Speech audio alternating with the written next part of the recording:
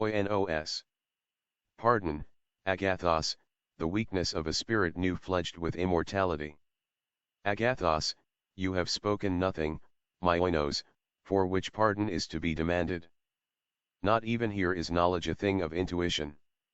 For wisdom, ask of the angels freely that it may be given.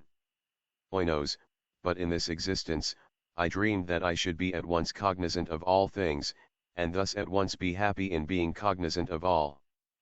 Agathos, not in knowledge is happiness, but in the acquisition of knowledge. In forever knowing, we are forever blessed, but to know all, were the curse of a fiend. Oinos. But does not the Most High know all? Agathos. That, since he is the most happy, must be still the one thing unknown even to him. Oinos. But, since we grow hourly in knowledge, must not at last all things be known? Agathos. Look down into the abysmal distances. Attempt to force the gaze down the multitudinous vistas of the stars, as we sweep slowly through them thus and thus and thus.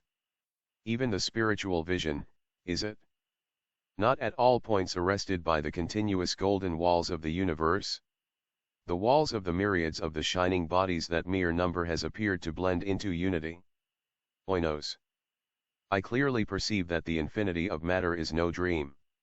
Agathos. There are no dreams in Eden, but it is here whispered that, of this infinity of matter, the sole purpose is to afford infinite springs, at which the soul may allay the thirst to know which is forever unquenched. Able within it since to quench it, would be to extinguish the soul's self. Question me then, my oinos, freely and without fear. Come. We will leave to the left the loud harmony of the Pleiades, and swoop outward from the throne into the starry meadows beyond Orion, where, for pansies and violets, and heart seas, are the beds of the triplicate and triple-tinted suns. Oinos. And now, Agathos, as we proceed, instruct me. Speak to me in the earth's familiar tones. I understood not what you hinted to me, just now, of the modes or of the methods of what, during mortality, we were accustomed to call creation. Do you mean to say that the Creator is not God? 441 Agathos. I mean to say that the deity does not create. Oinos. Explain. Agathos, in the beginning only, he created. The seeming creatures which are now, throughout the universe, so perpetually springing into being, can only be considered as the mediate or indirect, not as the direct or immediate results of the divine creative power. Oinos, among men, my Agathos, this idea would be considered heretical in the extreme. Agathos, among angels, my oinos, it is seen to be simply true. Oinos, I can comprehend you thus far that certain operations of what we term nature, or the natural laws, will, under certain conditions, give rise to that which has all the appearance of creation. Shortly before the final overthrow of the earth, there were, I well remember, many very successful experiments in what some philosophers were weak enough to denominate the creation of animalcula. Agathos, the cases of which you speak were, in fact, instances of the secondary creation and of the only species of creation which has ever been, since the first word spoke into existence the first law. Oinos, are not the starry worlds that, from the abyss of nonentity, burst hourly forth into the heavens, are not these stars, Agathos, the immediate handiwork of the king? Agathos, let me endeavor, my oinos, to lead you, step by step, to the conception I intend. You are well aware that, as no thought can perish, so no act is without infinite result. We moved our hands, for example, when we were dwellers on the earth, and, in so doing, we gave vibration to the atmosphere which engirdled it. This vibration was indefinitely extended, till it gave impulse to every particle of the earth's air, which thenceforward, and forever, was actuated by the one movement of the hand. This fact the mathematicians of our globe well knew. They made the special effects, indeed, wrought in the fluid by special impulses, the subject of exact calculation so that it became easy to determine in what precise period an impulse of given extent would engirdle the orb, and impress, forever, every atom of the atmosphere circumambient. Retrograding, they found no difficulty, from a given effect, under given conditions, in determining the value of the original impulse. Now the mathematicians who saw that the results of any given impulse were absolutely endless and who saw that a portion of these results were accurately traceable through the agency of algebraic analysis who saw, too, the facility of the retrogradation, these men saw, at the same time, that this species of analysis itself, had within itself a capacity for indefinite progress, that there were no bounds conceivable to its advancement and applicability, except within the intellect of him who advanced or applied it. But at this point our mathematicians paused. Oinos. And why, agathos, should they have proceeded? Agathos. Because there were some considerations of deep interest beyond. It was deducible from what they knew, that to a being of infinite understanding, one to whom the projection of the algebraic analysis lay unfolded, there could be no difficulty in tracing every impulse given the air and the ether through the air to the remotest consequences at any even infinitely remote epoch of time. It is indeed demonstrable that every such impulse given the air, must, in the end, impress every individual thing that exists within the universe, and the being of infinite understanding, the being whom we have imagined, might trace the remote undulations of the impulse, trace them upward and onward in their influences upon all particles of all matter, upward and onward forever in their modifications of old forms, or, in other words, in their creation of new, until he found them reflected unimpressive at last back from the throne of the Godhead. And not only could such a being do this, but at any epoch, should a given result be afforded him, should one of these numberless comets, for example, be presented to his inspection, he could have no difficulty in determining, by the analytic retrogradation, to what original impulse it was due. This power of retrogradation in its absolute fullness and perfection, this faculty of referring at all epochs, all effects to all causes, is of course the prerogative of the deity alone, but in every variety of degree, short of the absolute perfection, is the power itself exercised by the whole host of the angelic intelligences. Oinos. But you speak merely of impulses upon the air.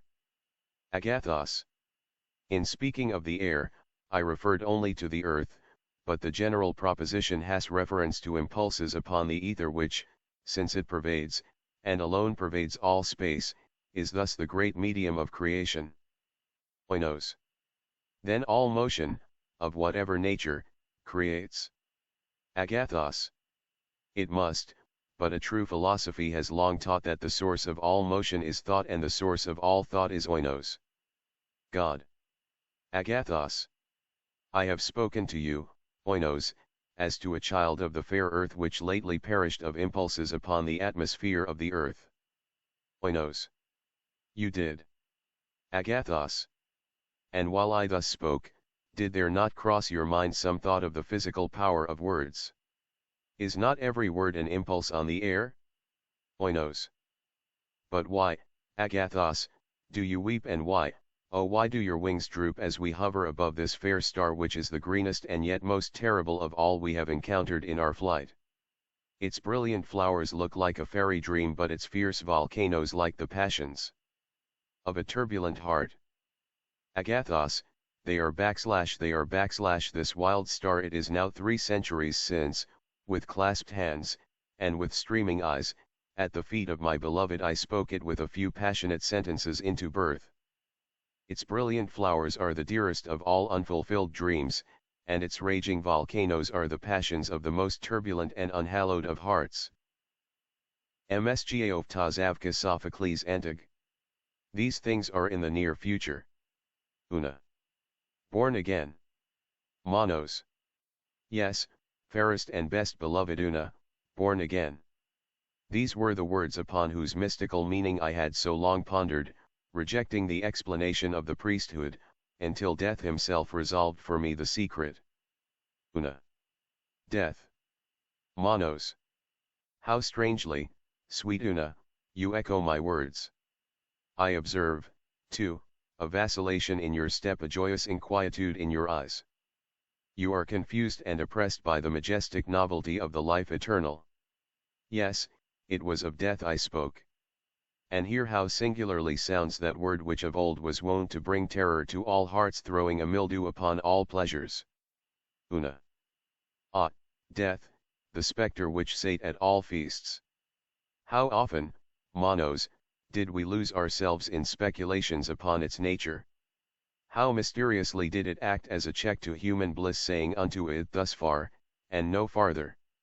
That earnest mutual love, my own Manos, which burned within our bosoms, how vainly did we flatter ourselves, feeling happy in its first upspringing, that our happiness would strengthen with its strength. Alas! As it grew, so grew in our hearts the dread of that evil hour which was hurrying to separate us forever. Thus, in time, it became painful to love. Hate would have been mercy then. Manos. Speak not here of these griefs, dear Una, mine forever now. Una. But the memory of past sorrow, is it not present joy? I have much to say yet of the things which have been. Above all, I burn to know the incidents of your own passage through the dark valley and shadow. Manos. And when did the radiant Una ask anything of her Manos in vain? I will be minute in relating all, but at what point shall the weird narrative begin? Una. At what point? Manos. You have said. Una. Manos, I comprehend you. In death we have both learned the propensity of man to define the indefinable. I will not say, then, commence with the moment of life's cessation, but commence with that sad instant when, the fever having abandoned you, you sank into a breathless and motionless torpor, and I pressed down your pallid eyelids with the passionate fingers of love. Manos, one word first, my Una, in regard to man's general condition at this epoch. You will remember that one or two of the wise among our forefathers, wise in fact, although not in the world's esteem, had ventured to doubt the propriety of the term improvement, as applied to the progress of our civilization. There were periods in each of the 5 or 6 centuries immediately preceding our dissolution, when arose some vigorous intellect, boldly contending for those principles whose truth appears now, to our disenfranchised reason, so utterly obvious principles which should have taught our race to submit to the guidance of the natural laws, rather than attempt their control. At long intervals some masterminds appeared, looking upon each advance 3 practical science as a retrogradation in the true utility. Occasionally the poetic intellect, that intellect which we now feel to have been the most exalted of all, since those truths to us were of the most enduring importance and could only be reached by that analogy which speaks in proof tones to the imagination alone, and to the unaided reason bears no weight, occasionally did this poetic intellect proceed a step farther in the evolving of the vague idea of the philosophic, and find in the mystic parable that tells of the tree of knowledge, and of its forbidden fruit, death producing, a distinct intimation that knowledge was not meet for man in the infant condition of his soul. And these men, the poets, living and perishing amid the scorn of the utilitarians of rough pedants, who arrogated to themselves a title which could have been properly applied only to the scorn, these men, the poets, ponder piningly, yet not unwisely, upon the ancient days when our wants were not more simple than our enjoyments were keen, days when mirth was a word unknown, so solemnly deep-toned was happiness holy, august and blissful, days when blue rivers ran undammed, between hills unhewn, into far forest solitudes, primeval, odorous, and unexplored. Yet these noble exceptions from the general misrule served but to strengthen it by opposition. Alas! We had fallen upon the most evil of all our evil days. The great movement that was the cant term went on, a diseased commotion, moral and physical. The arts arose supreme, and, once enthroned, cast chains upon the intellect which had elevated them to power. Man, because he could not but acknowledge the majesty of nature, fell into childish exultation at his acquired and still increasing dominion over her elements. Even while he stalked a god in his own fancy, an infantine imbecility came over him. As might be supposed from the origin of his disorder, he grew infected with system, and with abstraction. He enwrapped himself in generalities. Among other odd ideas, that of universal equality gained ground, and in the face of analogy and of God in despite of the loud warning voice of the laws of gradation so visibly pervading all things in earth and heaven, wild attempts at an omniprevalent democracy were made. Yet this evil sprang necessarily from the leading evil knowledge. Man could not both know and succumb. Meantime huge smoking cities arose, innumerable. Green leaves shrank before the hot breath of furnaces. The fair face of nature was deformed as with the ravages of some loathsome disease. And methinks, sweet Una, even our slumbering sense of the forced and of the far-fetched might have arrested us here. But now it appears that we had worked out our own destruction in the perversion of our taste, or rather in the blind neglect of its culture in the schools. For, in truth, it was at this crisis that taste alone, that faculty which, holding a middle position between the pure intellect and the moral sense, could never safely have been disregarded. It was now that taste alone could have led us gently back to beauty, to nature, and to life. But alas for the pure contemplative spirit and majestic intuition of Plato! Alas for the koiot which he justly regarded as an all-sufficient education for the soul! Alas for him and for it! Since both were most desperately needed when both were most entirely forgotten or despised. Pascal, a philosopher whom we both love, has said, how truly: que tout notre raisonnement se reduit à cider au sentiment, and it is not impossible that the sentiment of the natural, had time permitted it, would have regained its old ascendancy over the harsh mathematical reason of the schools. But this thing was not to be. Prematurely induced by intemperance of knowledge, the old age of the world drew on.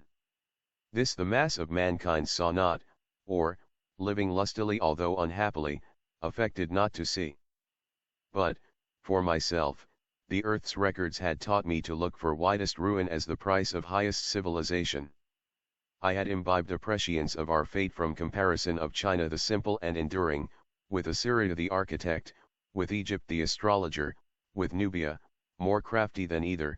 3. It will be hard to discover a better method of education than that which the experience of so many ages has already discovered, and this may be summed up as consisting in gymnastics for the body, and music for the soul. Repub. Lib 2. For this reason is a musical education most essential, since it causes rhythm and harmony to penetrate most intimately into the soul, taking the strongest hold upon it, filling it with beauty and making the man beautiful-minded. ******* He will praise and admire the beautiful, Wi-Fi receive it with joy into his soul, will feed upon it, and assimilate his own condition with it. Ibid. Lib. 3. Music Poetin had, however, among the Athenians, a far more comprehensive signification than with us. It included not only the harmonies of time and of tune, but the poetic diction, sentiment, and creation, each in its widest sense.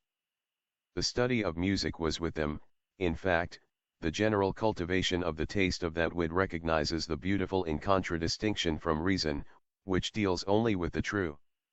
The turbulent mother of all arts. In history of these regions I met with a ray from the future. The individual artificialities of the three latter were local diseases of the earth, and in their individual overthrows we had seen local remedies applied, but for the infected world at large I could anticipate no regeneration save in death. That man, as a race, should not become extinct, I saw that he must be born again. And now it was, fairest and dearest, that we wrapped our spirits, daily, in dreams. Now it was that, in twilight, we discoursed of the days to come, when the art-scarred surface of the earth, having undergone that purification which alone could efface its rectangular obscenities, should clothe itself anew in the verdure and the mountain slopes and the smiling waters of paradise, and be rendered at length a fit dwelling place for man, for man the death-purged, for man to whose now exalted intellect there should be poison in knowledge no more, for the redeemed, regenerated, blissful, and now immortal, but still for the material, man. Una. Well do I remember these conversations, Dear Manos, but the epoch of the fiery overthrow was not so near at hand as we believed, and as the corruption you indicate did surely warrant us in believing. Men lived, and died individually. You yourself sickened, and passed into the grave, and thither your Constantuna speedily followed you. And though the century which has since elapsed, and whose conclusion brings us thus together once more, tortured our slumbering senses with no impatience of duration, yet, my Manos, it was a century still. Manos. Say, rather, a point in the vague infinity. Unquestionably, it was in the earth's dotage that I died. Wearied at heart with anxieties which had their origin in the general turmoil and decay, I succumbed to the fierce fever. After some few days of pain, and many of dreamy delirium replete with ecstasy, the manifestations of which you mistook for pain, while I longed but was impotent to undeceive you, after some days there came upon me, as you have said, a breathless and motionless torpor, and this was termed death by those who stood around me. Words are vague things. My condition did not deprive me of sentience. It appeared to me not greatly dissimilar to the extreme quiescence of him, who, having slumbered long and profoundly, lying motionless and fully prostrate in a midsummer noon, begins to steal slowly back into consciousness, through the mere sufficiency of his sleep, and without being awoke. And by external disturbances. I breathed no longer. The pulses were still. The heart had ceased to beat. Volition had not departed, but was powerless. The senses were unusually active, although eccentrically so, assuming often each other's history, from Laurent to contemplate. The word purification asterisk seems here to be used with reference to its root in the Greek jairop, fire. Functions at random. The taste and the smell were inextricably confounded, and became one sentiment, abnormal and intense. The rosewater with which your tenderness had moistened my lips to the last, affected me with sweet fancies of flowers, fantastic flowers, far more lovely than any of the old earth, but whose prototypes we have here. Blooming around us. The eyelids, transparent and bloodless, offered no complete impediment to vision. As volition was in abeyance, the balls could not roll in their sockets, but all objects within the range of the visual hemisphere were seen with more or less distinctness, the rays which fell upon the external retina, or into the corner of the eye, producing a more vivid effect than those which struck the front or anterior surface. Yet, in the former instance, this effect was so far anomalous that I appreciated it only as sound sweet or discordant as the matters presenting themselves at my side were light or dark in shade, curved or angular in outline. The hearing at the same time, although excited in degree, was not irregular in action, estimating real sounds with an extravagance of precision, not less than of sensibility. Touch had undergone a modification more peculiar. Its impressions were tardily received, but pertinaciously retained, and resulted always in the highest physical pleasure. Thus the pressure of your sweet fingers upon my eyelids, at first only recognized through vision, at length, long after their removal, filled my whole being with a sensual delight immeasurable. I say with a sensual delight. All my perceptions were purely sensual. The materials furnished the passive brain by the senses were not in the least degree wrought into shape by the deceased understanding. Of pain there was some little, of pleasure there was much, but of moral pain or pleasure none at all. Thus your wild sobs floated into my ear with all their mournful cadences, and were appreciated in their every variation of sad tone, but they were soft musical sounds and no more, they conveyed to the extinct reason no intimation of the sorrows which gave them birth, while the large and constant tears which fell upon my face, telling the bystanders of a heart which broke, thrilled every fibre of my frame with ecstasy alone. And this was in truth the death of which these bystanders spoke reverently, in low whispers, you, sweet Una, gaspingly, with loud cries. They attired me for the coffee in 3 or 4 dark figures which flitted busily to and fro. As these crossed the direct line of my vision they affected me as forms, but upon passing to my side their images impressed me with the idea of shrieks, groans, and other dismal expressions of terror, of horror, or of woe. You alone, habited in a white robe, passed in all directions musically about me. The day waned, and, as its light faded away, I became possessed by a vague uneasiness and anxiety such as the sleeper feels when sad real sounds fall continuously within his ear, low distant bell tones, solemn, at long but equal intervals, and commingling with melancholy dreams. Night arrived, and with its shadows a heavy discomfort. It oppressed my limbs with the oppression of some exigual weight, and was palpable. There was also a moaning sound, not unlike the distant reverberation of surf, but more continuous, which, beginning with the first twilight, had grown in strength with the darkness. Suddenly lights were brought into the room, and this reverberation became forthwith interrupted into frequent unequal bursts of the same sound, but less dreary and less distinct. The ponderous oppression was in a great measure relieved, and, issuing from the flame of each lamp, for there were many, there flowed unbrokenly into my ears a strain of melodious monotone. And when now, dear Una, approaching the bed upon which I lay outstretched, you sat gently by my side, breathing odor from your sweet lips, and pressing them upon my brow, there arose tremulously within my bosom, and mingling with the merely physical sensations which circumstances had called forth, a something akin to sentiment itself, a feeling that, half appreciating, half responded to your earnest love and sorrow, but this feeling took no root in the pulseless heart, and seemed indeed rather a shadow than a reality, and faded quickly away, first into extreme quiescence, and then into a purely sensual pleasure as before. And now, from the wreck and the chaos of the usual senses, there appeared to have arisen within me a sixth, all perfect.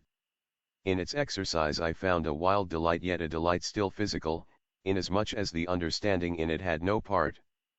Motion in the animal frame had fully ceased. No muscle quivered, no nerve thrilled, no artery throbbed. But there seemed to have sprung up in the brain, that of which no words could convey to the merely human intelligence even an indistinct conception. Let me term it a mental pendulous pulsation. It was the moral embodiment of man's abstract idea of time, by the absolute equalization of this movement or of such as this had the cycles of the firmamental orbs themselves, been adjusted. By its aid I measured the irregularities of the clock upon the mantel, and of the watches of the attendants. Their tickings came sonorously to my ears. The slightest deviation from the true proportion, and these deviations were omniprevalent, affected me just as violations of abstract truth are wont, on earth, to affect the moral sense. Although no two of the timepieces in the chamber struck individual seconds accurately together, yet I had no difficulty in holding steadily in mind the tones, and the respective momentary errors of each. And this keen, perfect, self-existing sentiment of duration, this sentiment existing, as man could not possibly have conceived it to exist, independently of any succession of events, this idea, this sixth sense, upspringing from the ashes of the rest, was the first obvious and certain step of the intemporal soul upon the threshold of the temporal eternity. It was midnight, and you still sat by my side. All others had departed from the chamber of death. They had deposited me in the coffin. The lamps burned flickeringly, for this I knew by the tremulousness of the monotonous strains. But, suddenly these strains diminished in distinctness and in volume. Finally they ceased. The perfume in my nostrils died away. Forms affected my vision no longer. The oppression of the darkness uplifted itself from my bosom. A dull shock like that of electricity pervaded my frame, and was followed by total loss of the idea of contact. All of what man has termed sense was merged in the sole consciousness of entity, and in the one abiding sentiment of duration. The mortal body had been at length stricken with the hand of the deadly decay, yet had not all of sentience departed, for the consciousness and the sentiment remaining supplied some of its functions by a lethargic intuition. I appreciated the direful change now in operation upon the flesh, and, as the dreamer is sometimes aware of the bodily presence of one who leans over him, so, sweet Una, I still dully felt that you sat by my side. So, too, when the noon of the second day came, I was not unconscious of those movements which displaced you from my side, which confined me within the coffin, which deposited me within the hearse, which bore me to the grave, which lowered me within it, which heaped heavily the mould upon me, and which thus left me, in blackness and corruption, to my sad and solemn slumbers with the worm.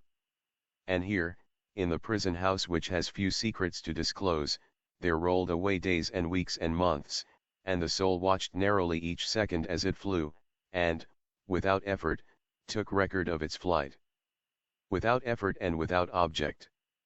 A year passed. The consciousness of being had grown hourly more indistinct, and that of mere locality had, in great measure, usurped its position. The idea of entity was becoming merged in that of place.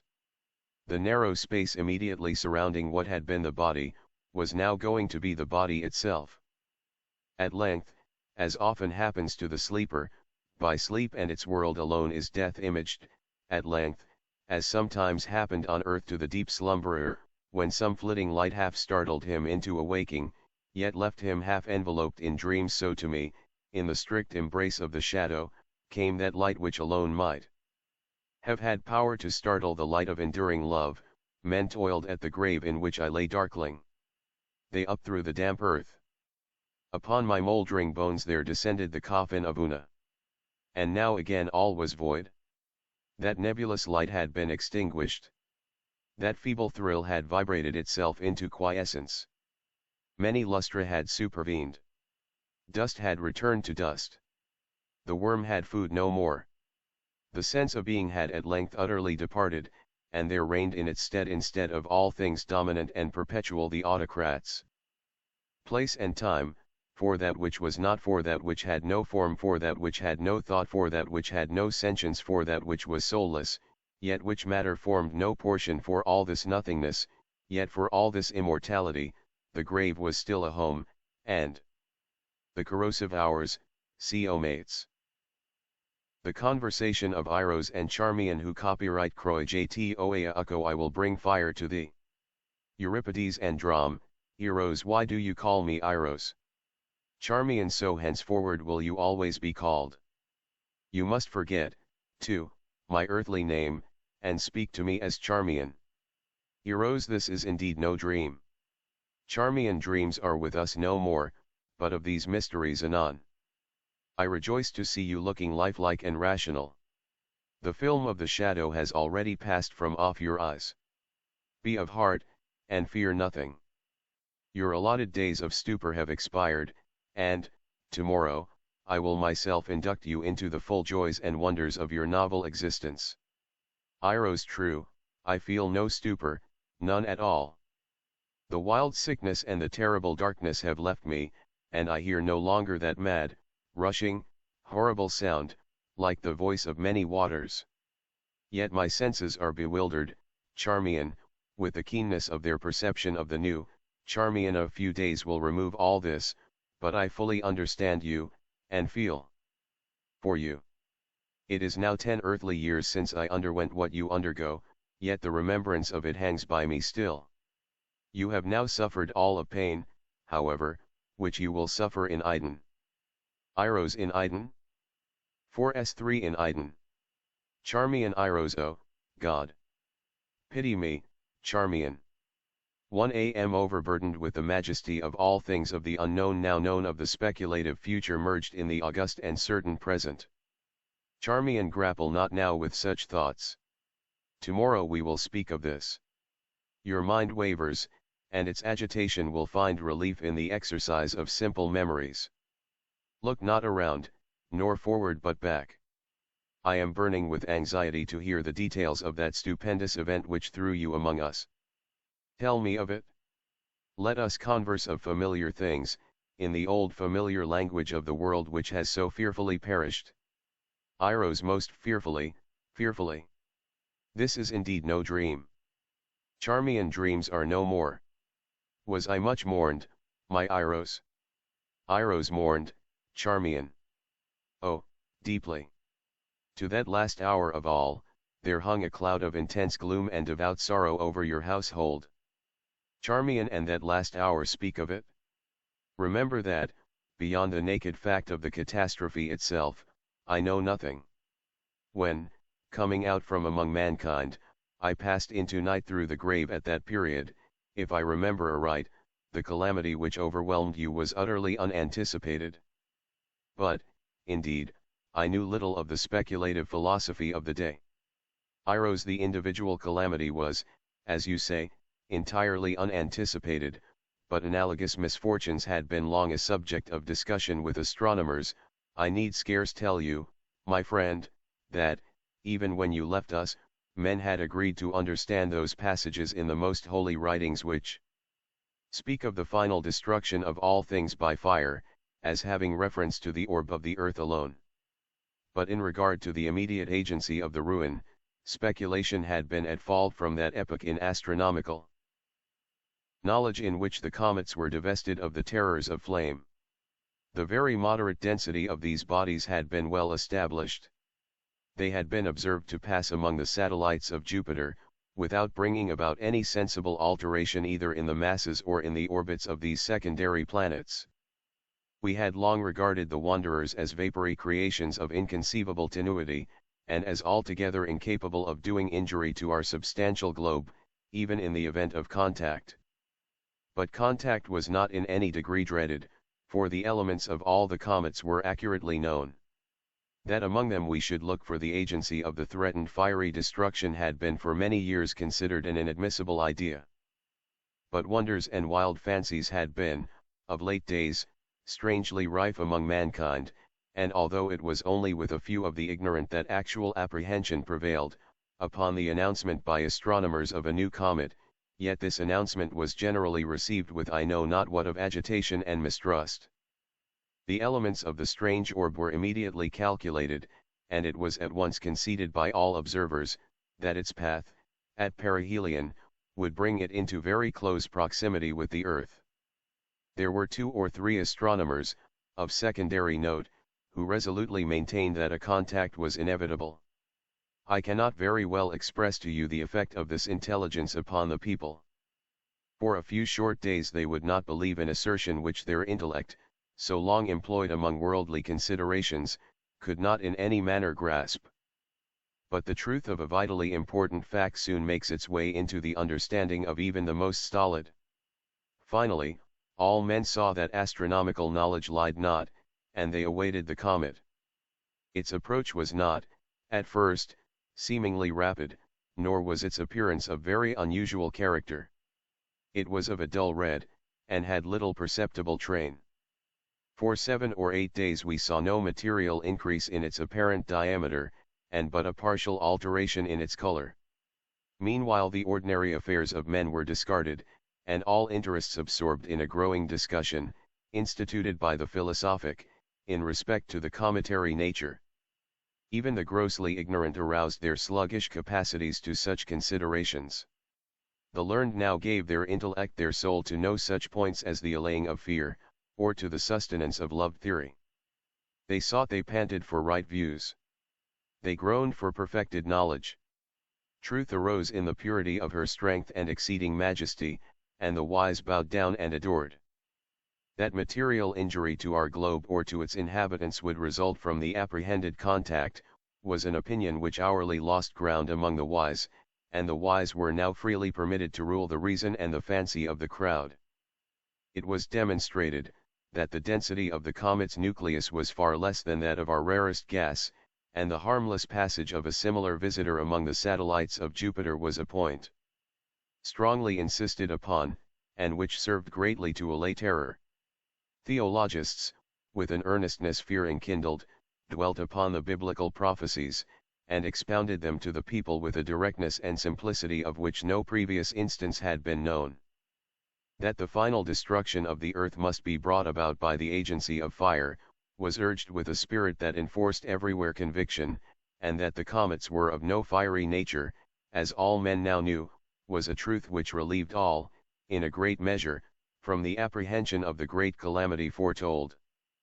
It is noticeable that the popular prejudices and vulgar errors in regard to pestilences and wars, errors which were wont to prevail upon every appearance of a comet, were now altogether unknown. As if by some sudden convulsive exertion, reason had at once hurled superstition from her throne. The feeblest intellect had derived vigor from excessive interest. What minor evils might arise from the contact were points of elaborate question. The learned spoke of slight geological disturbances, of probable alterations in climate, and consequently in vegetation, of possible magnetic and electric influences. Many held that no visible or perceptible effect would in any manner be produced. While such discussions were going on, their subject gradually approached, growing larger in apparent diameter, and of a more brilliant luster. Mankind grew paler as it came. All human operations were suspended. There was an epoch in the course of the general sentiment when the comet had attained, at length, a size surpassing that of any previously recorded visitation. The people now, dismissing any lingering hope that the astronomers were wrong, experienced all the certainty of evil. The chimerical aspect of their terror was gone. The hearts of the stoutest of our race beat violently within their bosoms. A very few days sufficed, however, to merge even such feelings in sentiments more unendurable. We could no longer apply to the strange orb any accustomed thoughts. Its historical attributes had disappeared. It oppressed us with a hideous novelty of emotion. We saw it not as an astronomical phenomenon in the heavens, but as an incubus upon our hearts, and a shadow upon our brains. It had taken, with inconceivable rapidity, the character of a gigantic mantle of rare flame, extending from horizon to horizon. Yet a day, and men breathed with greater freedom. It was clear that we were already within the influence of the comet, yet we lived. We even felt an unusual elasticity of frame and vivacity of mind. The exceeding tenuity of the object of our dread was apparent, for all heavenly objects were plainly visible through it. Meantime, our vegetation had perceptibly altered, and we gained faith, from this predicted circumstance, in the foresight of the wise.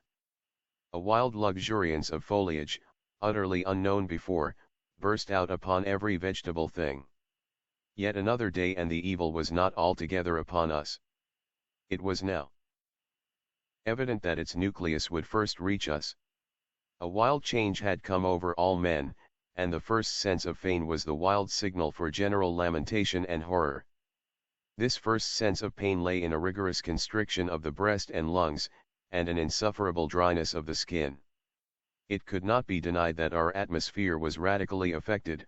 The conformation of this atmosphere and the possible modifications to which it might be subjected, were now the topics of discussion. The result of investigation sent an electric thrill of the intensest terror through the universal heart of man. It had been long known that the air which encircled us was a compound of oxygen and nitrogen gases, in the proportion of 21 measures of oxygen, and 79 of nitrogen, in every 100 of the atmosphere. Oxygen, which was the principle of combustion, and the vehicle of heat, was absolutely necessary to the support of animal life, and was the most powerful and energetic agent in nature. Nitrogen, on the contrary, was incapable of supporting either animal life or flame. An unnatural excess of oxygen would result, it had been ascertained, in just such an elevation of the animal spirits as we had latterly experienced. It was the pursuit, the extension of the idea, which had engendered awe. What would be the result of a total extraction of the nitrogen? A combustion irresistible, all-devouring, omniprevalent, immediate, the entire fulfillment, in all their minute and terrible details, of the fiery and horror-inspiring denunciations of the prophecies of the Holy Book. Why need I paint, Charmian, the now disenchained frenzy of mankind? That tenuity in the comet which had previously inspired us with hope, was now the source of the bitterness of despair. In its impalpable gaseous character we clearly perceived the consummation of fate. Meantime a day again passed, bearing away with it the last shadow of hope. We gasped in the rapid modification of the air. The red blood bounded tumultuously through its strict channels. A furious delirium possessed all men, and, with arms rigidly outstretched toward the threatening heavens, they trembled and shrieked aloud. But the nucleus of the destroyer was now upon us, even here in Iden. I shudder while I speak. Let me be brief as the rain that overwhelmed. For a moment there was a wild lurid light alone, visiting and penetrating all things. Then let us bow down, Charmian, before the excessive majesty of the great God. There came a shouting and pervading sound, as if from the mouth itself of him, while the whole incumbent mass of ether in which we existed, burst at once into a species of intense flame, for whose surpassing brilliancy and all fervid heat even the angels in the high heaven of pure knowledge have no name. Thus ended all. Yea. Though I walk through the valley of the shadow. Psalm of David. Ye who read are still among the living, but I who write shall have long since gone my way into the region of shadows. For indeed strange things shall happen, and secret things be known, and many centuries shall pass away, ere these memorials be seen of men. And, when seen, there will be some to disbelieve, and some to doubt, and yet a few who will find much to ponder upon in the characters here graven with a stylus of iron. The year had been a year of terror, and of feelings more intense than terror for which there is no name upon the earth. For many prodigies and signs had taken place, and far and wide, over sea and land, the black wings of the pestilence were spread abroad.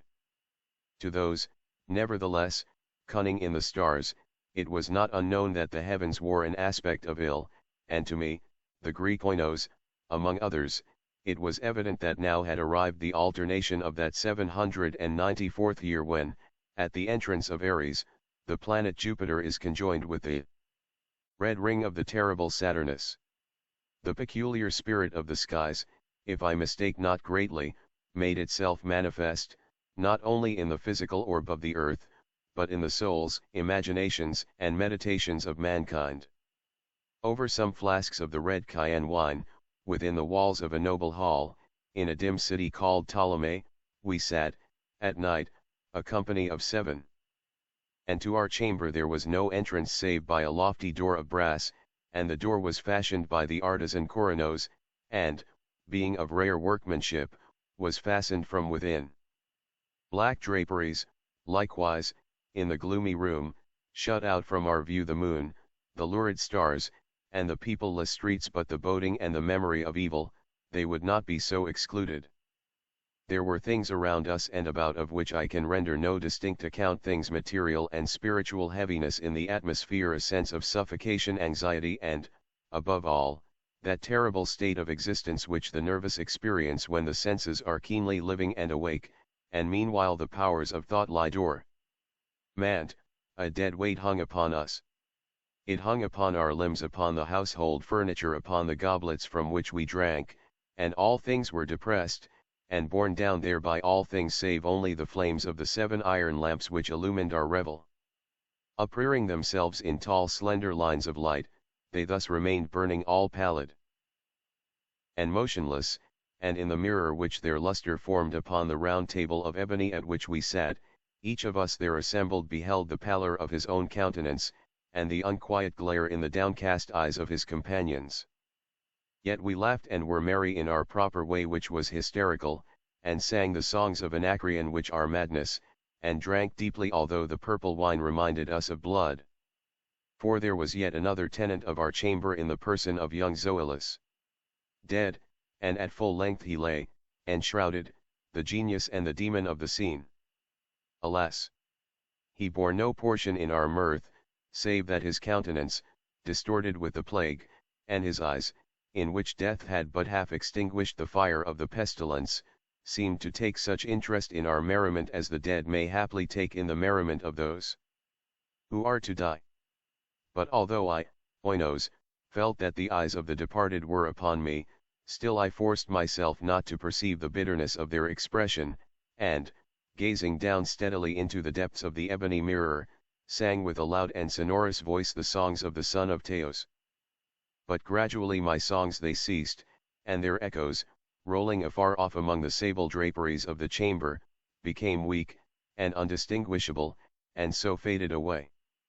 And lol, from among those sable draperies where the sounds of the song departed, there came forth a dark and undefined shadow, a shadow such as the moon, when low in heaven, might fashion from the figure of a man, but it was the shadow neither of man nor of God.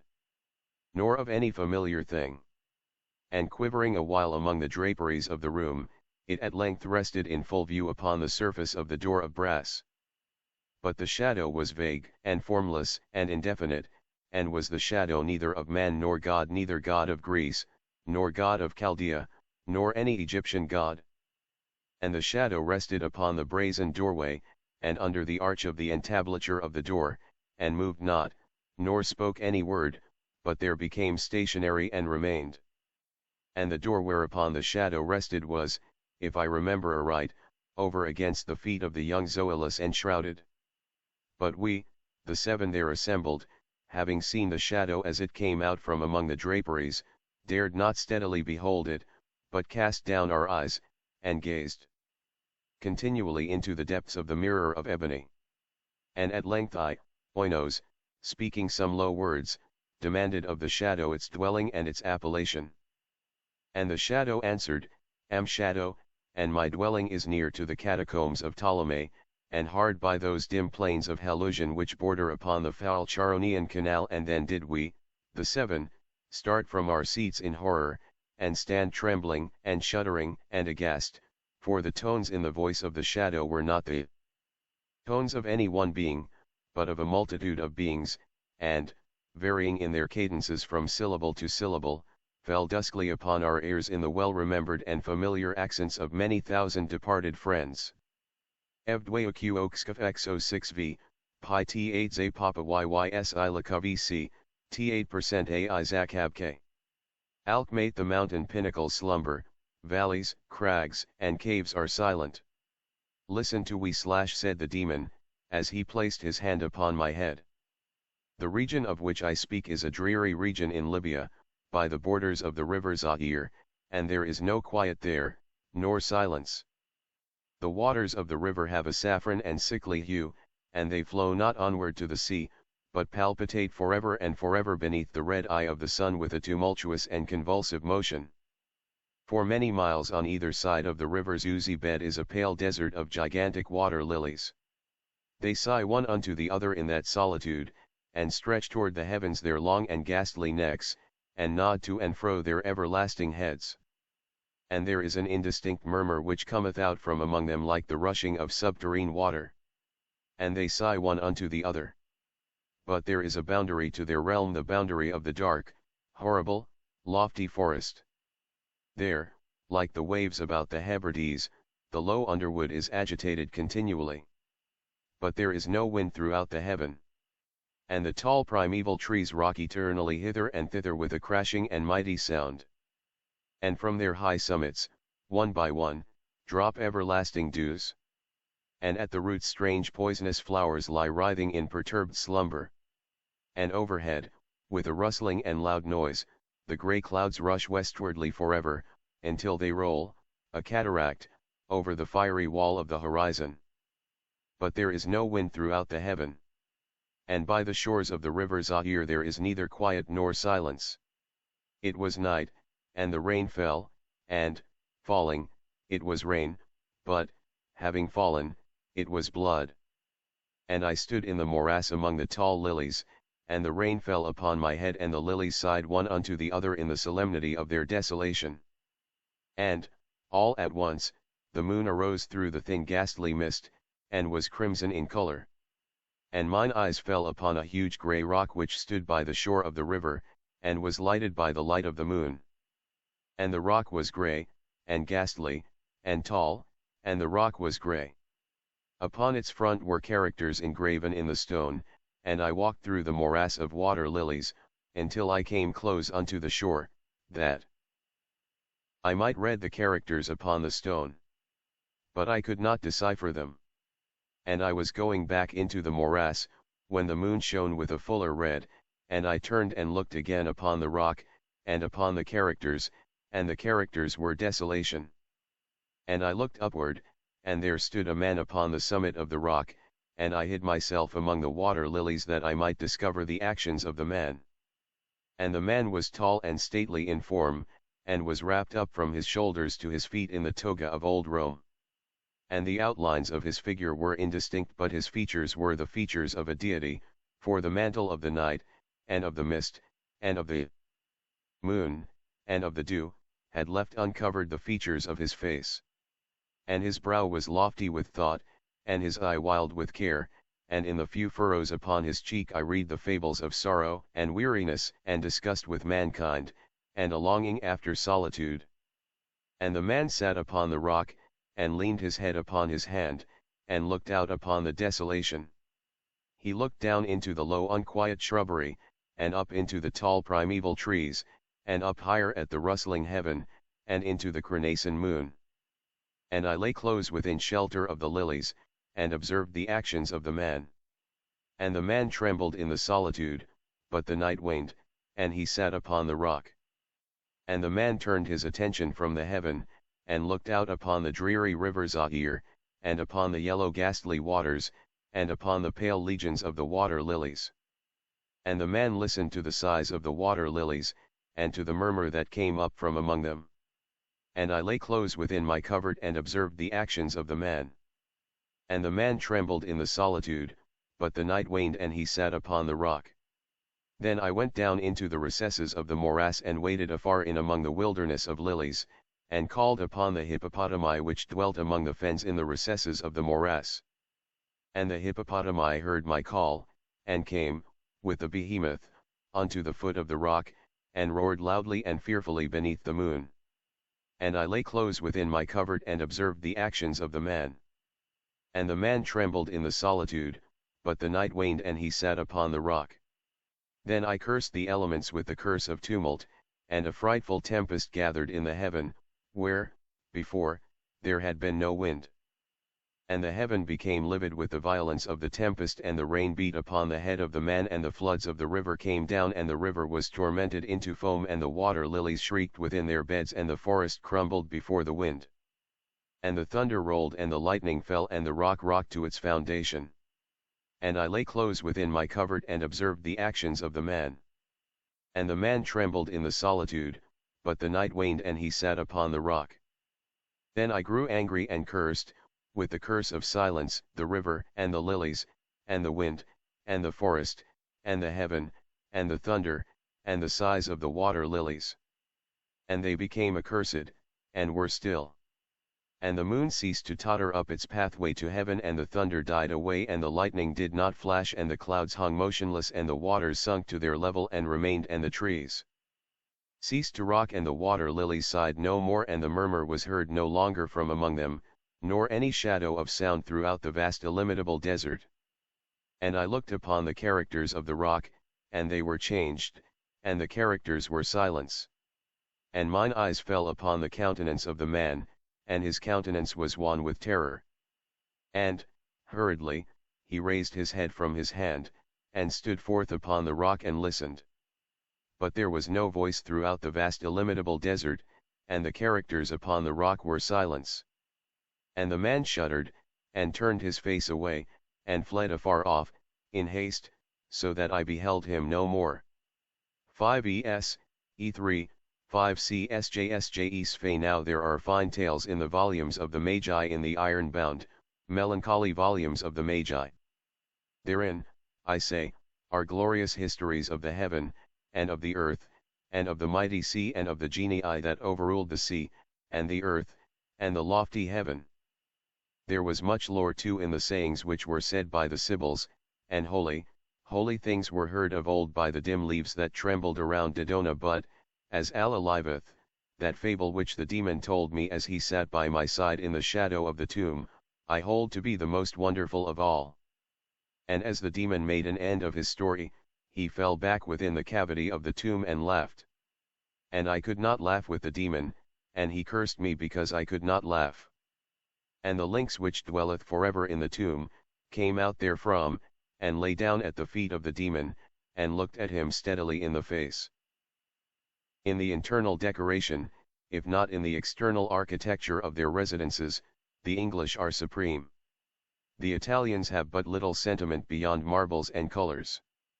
In France, meliora probant, deteriora si quanti the people are too much a race of gadabouts to maintain those household proprieties of which, indeed, they have a delicate appreciation, or at least the elements of a proper sense. The Chinese and most of the Eastern races have a warm but inappropriate fancy. The Scotch are poor decorists. The Dutch have, perhaps, an indeterminate idea that a curtain is not a cabbage. In Spain they are all curtains, be nation of hangmen. The Russians do not furnish. The Hottentots and Kickapoos are very well in their way.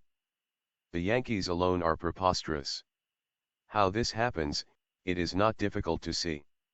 We have no aristocracy of blood, and having therefore as a natural, and indeed as an inevitable thing, fashioned for ourselves an aristocracy of dollars, the display of wealth has here to take the place and perform the office of the heraldic display in monarchical countries. By a transition readily understood, and which might have been as readily foreseen, we have been brought to merge in simple show our notions of taste itself. To speak less abstractly, in England, for example, no mere parade of costly appurtenances would be so likely, as with us, to create an impression of the beautiful in respect to the appurtenances themselves or of taste as regards the proprietor, this for the reason, first, that wealth is not, in England, the loftiest object of ambition as constituting a nobility, and, secondly, that there, the true nobility of blood, confining itself within the strict limits of legitimate taste, rather avoids than affects that mere costliness in which a parvenu rivalry may at any time be successfully attempted. The people will imitate the nobles, and the result is thorough diffusion of the proper feeling. But in America, the coins current being the sole arms of the aristocracy, their display may be said, in general, to be the sole means of aristocratic distinction, and the populace, looking always upward for models, are insensibly led to confound the two entirely separate ideas of magnificence and beauty. In short, the cost of an article of furniture has at length come to be, with us, nearly the sole test of its merit in a decorative point of view, and this test, once established, has led the way to many analogous errors, readily traceable to the one primitive folly. There could be nothing more directly offensive to the eye of an artist than the interior of what is termed in the United States, that is to say, in Appalachia, a well-furnished apartment. Its most usual defect is a want of keeping.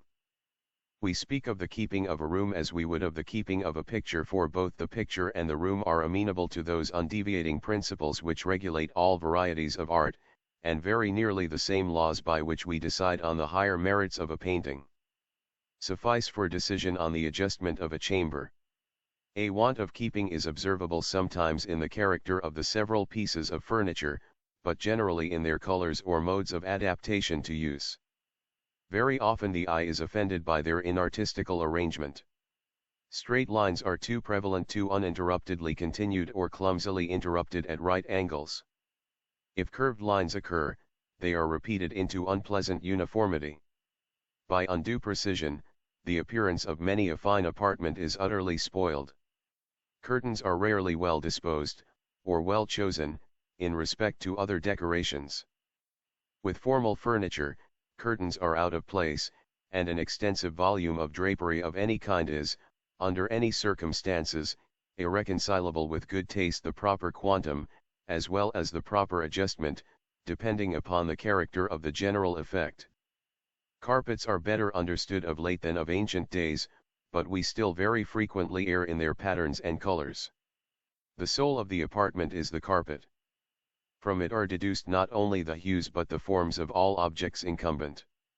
A judge at common law may be an ordinary man, a good judge of a carpet must be a genius. Yet we have heard discoursing of carpets, with the air mouton qui rêve / fellows who should not and who could not be interested with the management of their own mustaches. Every one knows that a large floor may have a covering of large figures, and that a small one must have a covering of small, yet this is not all the knowledge in the world. As regards texture, the Saxony is alone admissible.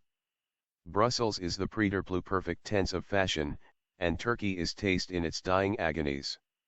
Touching pattern, a carpet should not be bedizened out like a Ricari Indian, all red chalk, yellow ochre, and cock's feathers. In brief distinct grounds, and vivid circular or cycloid figures, oj no meaning, are here median laws. The abomination of flowers, or representations of well-known objects of any kind, should not be endured within the limits of Christendom. Indeed, whether on carpets, or curtains, or tapestry, or ottoman coverings, all upholstery of this nature should be rigidly arabesque. As for those antique floor cloths still occasionally seen in the dwellings of the rabble, cloths of huge, sprawling, and radiating devices, stripe interspersed, and glorious with all hues, among which no ground is intelligible, these are but the wicked invention of a race of time-servers and money-lovers, children of Baal and worshippers of Mammon, Benthams, who, to spare thought and econ, Omai's fancy, first cruelly invented the kaleidoscope, and then established joint stock companies to twirl it by steam. Glare is a leading error in the philosophy of American household decoration, an error easily recognized as deduced from the perversion of taste just specified. We are violently enamored of gas and of glass. The former is totally inadmissible within doors. Its harsh and unsteady light offends. No one having both brains and eyes will use it. A mild, or what artists term a cool, light, with its consequent warm shadows, will do wonders for even an ill-furnished apartment. Never was a more lovely thought than that of the astral lamp. We mean, of course, the astral lamp proper, the lamp of Argand, with its original plain ground glass shade, and its tempered and uniform moonlight rays. The cut glass shade is a weak invention of the enemy. The eagerness with which we have adopted it, partly on account of its fastness, but principally on account of its greater cost, is a good commentary on the proposition with which we began. It is not too much to say, that the deliberate employer of a cut glass shade, is either radically deficient in taste, or blindly subservient to the caprices of fashion. The light proceeding from one of these gaudy abominations is unequal, broken, and painful. It alone is sufficient to mar a world of good effect in the furniture subjected to its influence. Female loveliness, in especial, is more than one half disenchanted beneath its evil eye. In the matter of glass, generally, we proceed upon false principles. Its leading feature is glitter, and in that one word how much of all that is detestable do we express. Flickering, unquiet lights, are sometimes pleasing to children and idiots, always so, but in the embellishment of a room they should be scrupulously avoided. In truth, even strong steady lights are inadmissible. The huge and unmeaning glass chandeliers, prism-cut, gas-lighted, and without shade, which dangle in our most fashionable drawing rooms, may be cited as the quintessence of all that is false in taste or preposterous in folly. The rage for glitter, because its idea has become, as we before observed, confounded with that of magnificence in the abstract, has led us, also, to the exaggerated employment of mirrors. We line our dwellings with great British plates, and then imagine we have done a fine thing. Now the slightest thought will be sufficient to convince anyone who has an eye at all, of the ill effect of numerous looking glasses, and especially of large ones. Regarded apart from its reflection, the mirror presents a continuous, flat, colorless, unrelieved surface, thing always and obviously unpleasant. Considered as a reflector, it is potent in producing a monstrous and odious uniformity, and the evil is here aggravated, not in merely direct proportion with the augmentation of its sources, but in a ratio constantly increasing. In fact, a room with 4 or 5 mirrors arranged at random, is, for all purposes of artistic show, a room of no shape at all. If we add to this evil, the attendant glitter upon glitter, we have a perfect farrago of discordant and displeasing effects. The veriest bumpkin, on entering an apartment so bedizened, would be instantly aware of something wrong, although he might be altogether unable to assign a cause for his dissatisfaction. But let the same person be led into a room tastefully furnished, and he would be startled into an exclamation of pleasure and surprise. It is an evil growing out of our republican institutions, that here a man of large purse has usually a very little soul which he keeps in it. The corruption of taste is a portion or a pendant of the dollar manufacture. As we grow rich, our ideas grow rusty. It is, therefore, not among our aristocracy that we must look, if at all, in Appalachia, for the spirituality of a British boudoir. But we have seen apartments in the tenure of Americans of modest means, which, in negative merit at least, might vie with any of the ormoludy cabinets of our friends across the water. Even now there is present to our mind's eye a small and not ostentatious chamber with whose decorations no fault can be found. The proprietor lies asleep on a sofa, the weather is cool, the time is near midnight. We will make a sketch of the room during his slumber. It is oblong, some 30 feet in length and 25 in breadth, the shape affording the best, ordinary, opportunities for the adjustment of furniture. It has but one door, by no means a wide one, which is at one end of the parallelogram, and but two windows, which are at the other. These latter are large, reaching down to the floor, have deep recesses, and open on an Italian veranda. Their panes are of a crimson-tinted glass, set in rosewood framings, more massive than usual. They are curtained within the recess, by a thick silver tissue adapted to the shape of the window, and hanging loosely in small volumes. Without the recess are curtains of an exceedingly rich crimson silk, fringed with a deep network of gold, and lined with the silver tissue, which is the material of the exterior blind. There are no cornices, but the folds of the whole fabric, which are sharp rather than massive, and have an airy appearance, issue from beneath a broad entablature of rich gildwork, which encircles the room at the junction of the ceiling and walls. The drapery is thrown open also, or closed, by means of a thick rope of gold loosely enveloping it, and resolving itself readily into a knot. No pins or other such devices are apparent. The colors of the curtains and their fringe, the tints of crimson and gold, appear everywhere in profusion, and determine the character of the room. The carpet of Saxony material is quite half an inch thick, and is of the same crimson ground, relieved simply by the appearance of a gold cord, like that festooning the curtains, slightly relieved above the surface of the ground and thrown upon it in such a manner as to form a succession of short irregular curves, one occasionally overlying the other.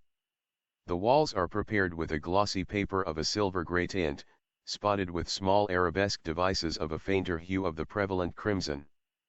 Many paintings relieve the expanse of the paper. These are chiefly landscapes of an imaginative cast, such as the fairy grottos of Stanfield, or the lake of the dismal swamp of Chapman. There are, nevertheless, 3 or 4 female heads, of an ethereal beauty, portraits in the manner of Sully. The tone of each picture is warm, but dark. There are no brilliant effects, repose speaks in all. Not one is of small size. Diminutive paintings give that spotty look to a room, which is the blemish of so many a fine work of art overtouched. The frames are broad but not deep, and richly carved, without being dulled or filigreed. They have the whole luster of burnished gold. They lie flat on the walls, and do not hangify with cords. The designs themselves are often seen to better advantage in this latter position, but the general appearance of the chamber is injured. But one mirror, and this is not a very large one, is visible. In shape it is nearly circular, and it is hung so that a reflection of the person can be obtained from it in none of the ordinary sitting places of the room. 2 large low sofas of rosewood and crimson silk, gold flowered, form the only seats, with the exception of 2 light conversation chairs, also of rosewood. There is a pianoforte, rosewood, also, without cover, and thrown open. An octagonal table, formed altogether of the richest gold thread marble, is placed near one of the sofas. This is also without cover. The drapery of the curtains has been thought sufficient.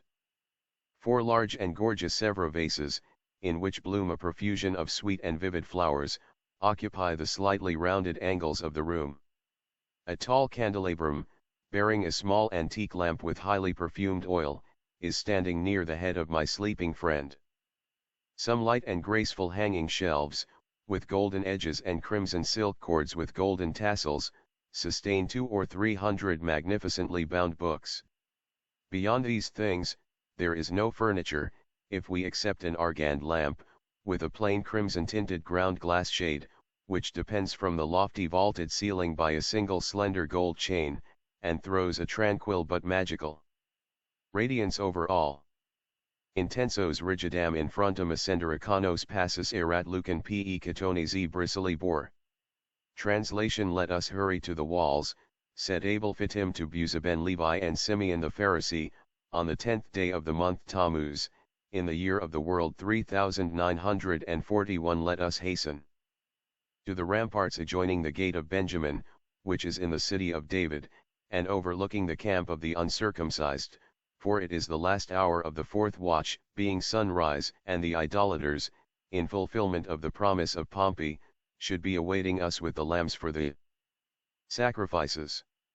Simeon, Abel Fittim, and Buzaben Levi, were the Gizbarim, or sub-collectors of the offering, in the holy city of Jerusalem.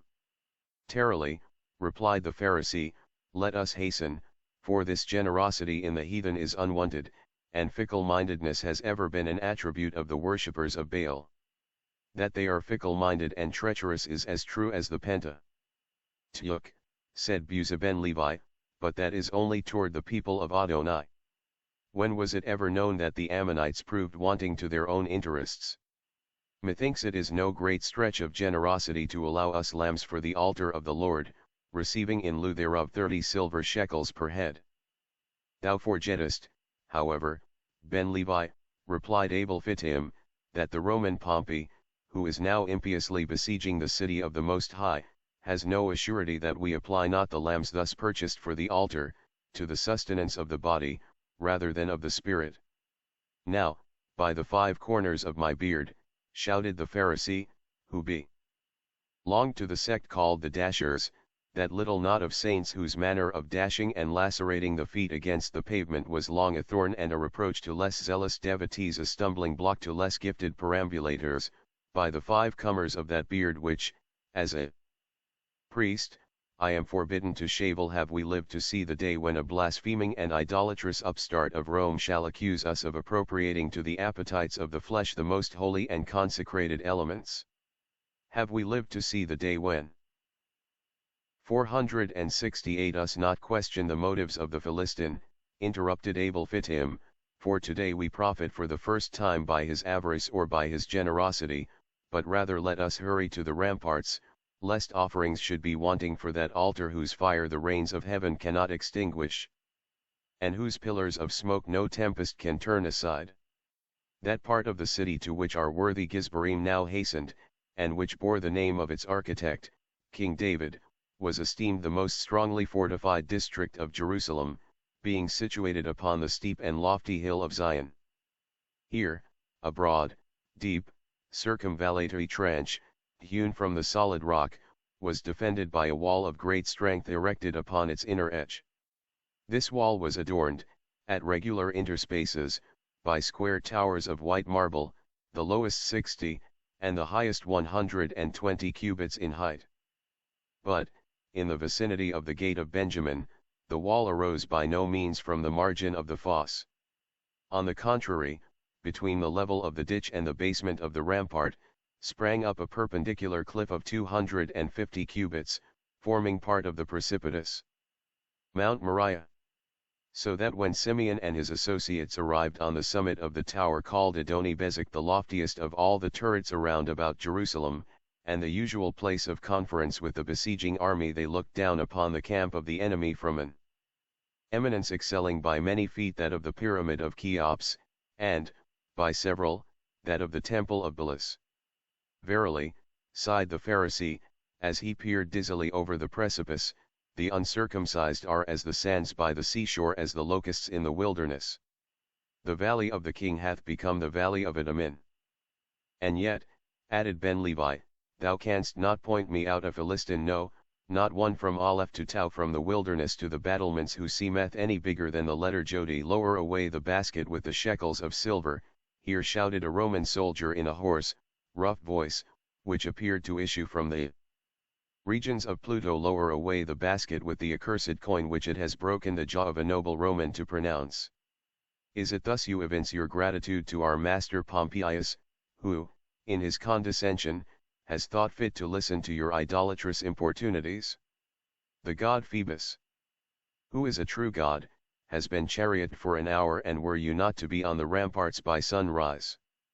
I Oedipole, Do you think that we, the conquerors of the world, have nothing better to do than stand waiting by the walls of every kennel, to traverse with the dogs of the earth? Lower away, I say, and see that your trumpery be bright in color and just in weight. El Elohim, I ejaculated the Pharisee, as the discordant tones of the centurion rattled up the crags of the precipice, and fainted away against the temple. El Elohim. Who is the god Phoebus? Whom doth the Phalahemer invoke? Thou, Buzaben Level, who art read in the laws of the Gentiles, and hast sojourned among them who dabble with the teraphim. Is it Nergal of whom the idolater speaketh? Or Ashima? Or Nibhaz? Or Tarduk? Or Adramelech? Or Anamelech? Or Sukkhaspineth? Or Dagon? Or Belial? Or Baal-Perith? Or Baal-Peor? Or Baal-Zebub?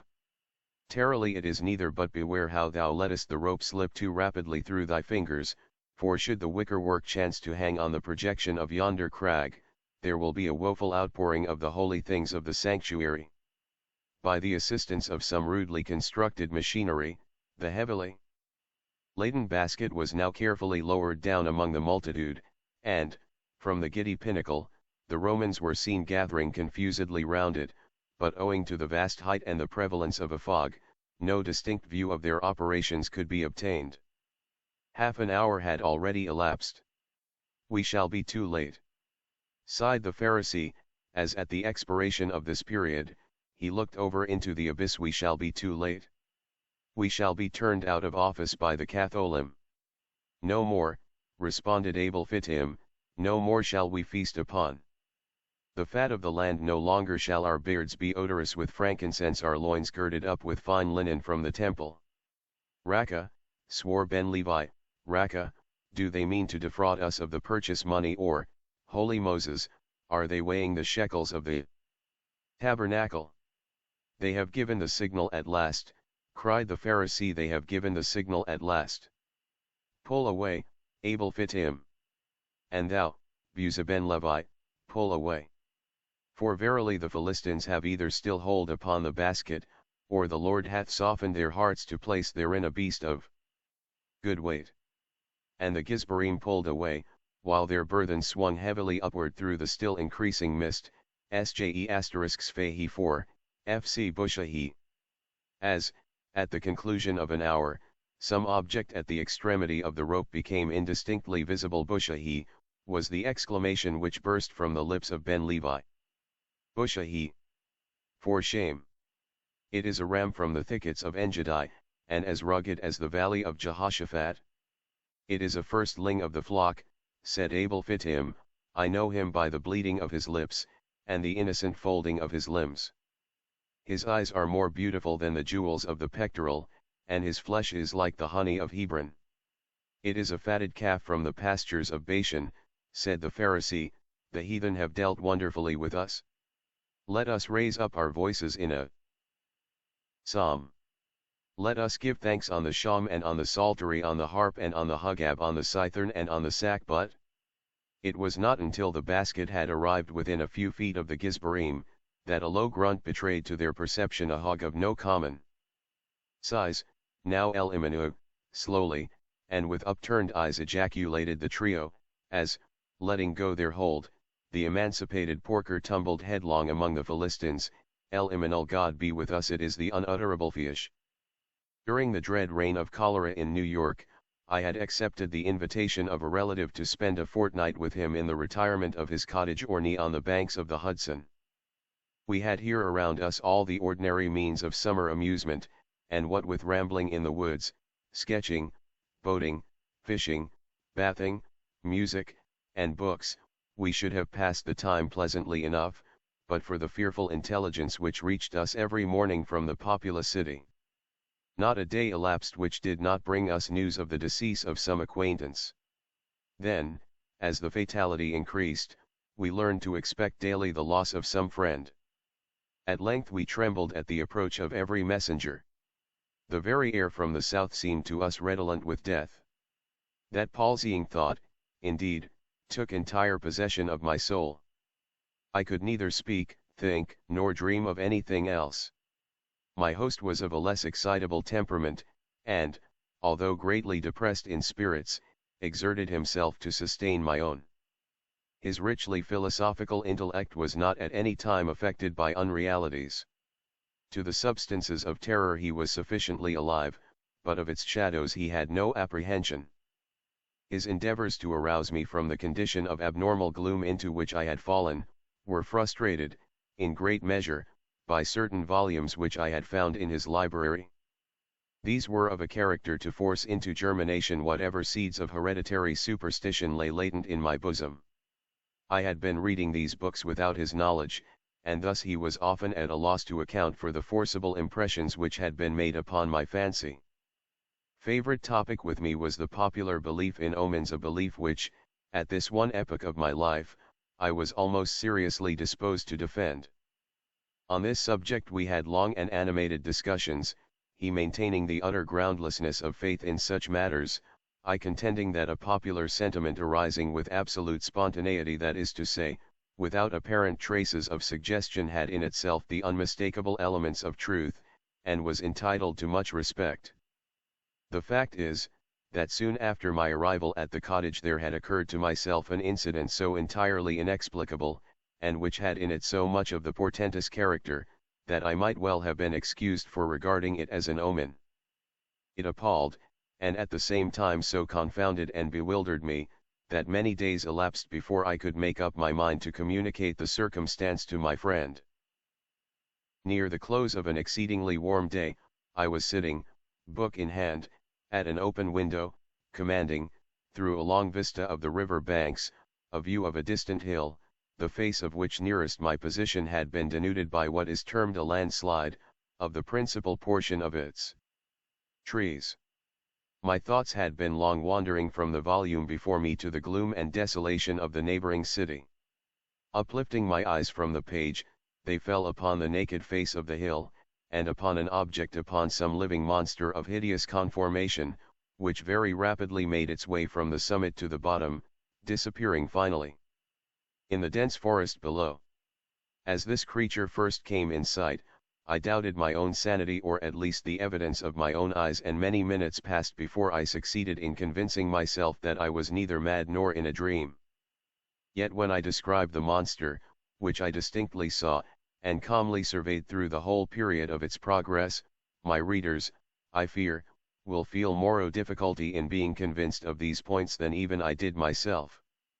Estimating the size of the creature by comparison with the diameter of the large trees near which it passed, the few giants of the forests which had escaped the fury of the landslide, I concluded it to be far larger than any ship of the line in existence.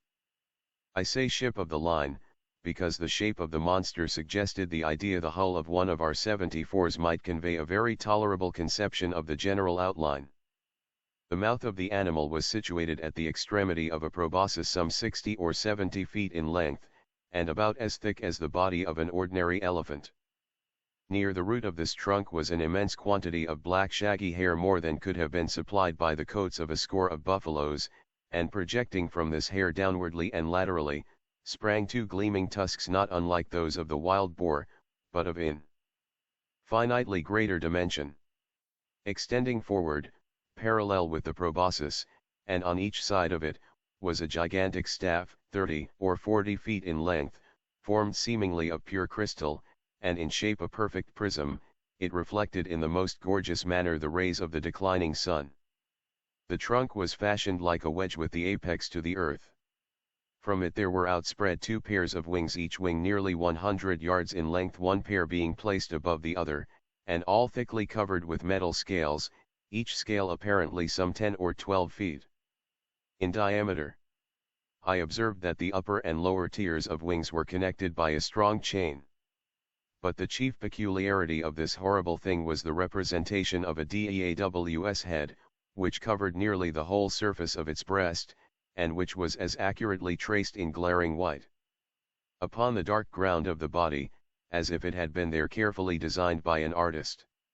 While I regarded this terrific animal, and more especially the appearance on its breast, with a feeling of horror and awe, with a sentiment of forthcoming evil, which I found it impossible to quell by any effort of the reason, I perceived the huge jaws at the extremity of the proboscis suddenly expand themselves, and from them there proceeded a sound so loud and so expressive of woe, that it struck upon my nerves like a knell, and as the monster disappeared at the foot of the hill, I fell at once, fainting, to the floor. Upon recovering, my first impulse, of course, was to inform my friend of what I had seen and heard, and I can scarcely explain what feeling of repugnance it was which, in the end, operated to prevent me. At length, one evening, some 3 or 4 days after the occurrence, we were sitting together in the room in which I had seen the apparition, I occupying the same seat at the same window, and he lounging on a sofa near at hand. The association of the place and time impelled me to give him an account of the phenomenon. He heard me to the end, at first laughed heartily, and then lapsed into an excessively grave demeanor, as if my insanity was a thing beyond suspicion. At this instant I again had a distinct view of the monster, to which, with a shout of absolute terror, I now directed his attention. He looked eagerly, but maintained that he saw nothing, although I designated minutely the course of the creature, as it made its way down the naked face of the hill. I was now immeasurably alarmed, for I considered the vision either as an omen of my death, or, worse, as the forerunner of an attack of mania. I threw myself passionately back in my chair, and for some moments buried my face in my hands. When I uncovered my eyes, the apparition was no longer visible. My host, however, had in some degree resumed the calmness of his demeanor, and questioned me very rigorously in respect to the conformation of the visionary creature. When I had fully satisfied him on this head, he sighed deeply, as if relieved of some intolerable burden, and went on to talk, with what I thought a cruel calmness, of various points of speculative philosophy, which had heretofore formed subject of discussion between us. I remember his insisting very especially, among other things, upon the idea that the principal source of error in all human investigations lay in the liability of the understanding to underrate or to overvalue the importance of an object, through mere misadmeasurement of its propinquity. To estimate properly, for example, he said, the influence to be exercised on mankind at large by the thorough diffusion of democracy, the distance of the epoch at which such diffusion may possibly be accomplished should not fail to form an item in the estimate. Yet can you tell me one writer on the subject of government who has ever thought this particular branch of the subject worthy of discussion at all? He here paused for a moment, stepped to a bookcase, and brought forth one of the ordinary synopses of natural history. Requesting me then to exchange seats with him, that he might the better distinguish the fine print of the volume, he took my armchair at the window, and, opening the book, resumed his discourse very much in the same tone as before.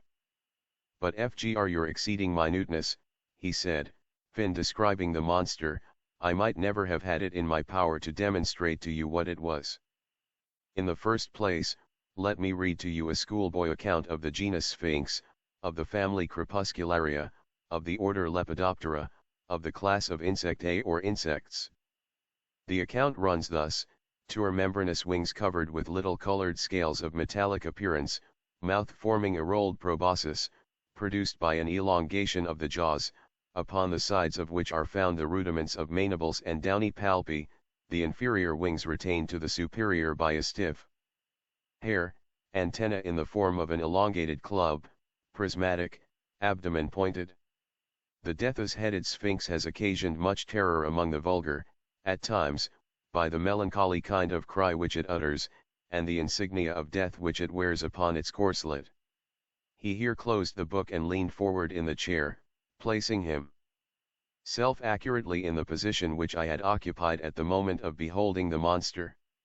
Ah, here it is, he presently exclaimed. Fit is reascending the face of the hill, and a very remarkable looking creature I admit it to be.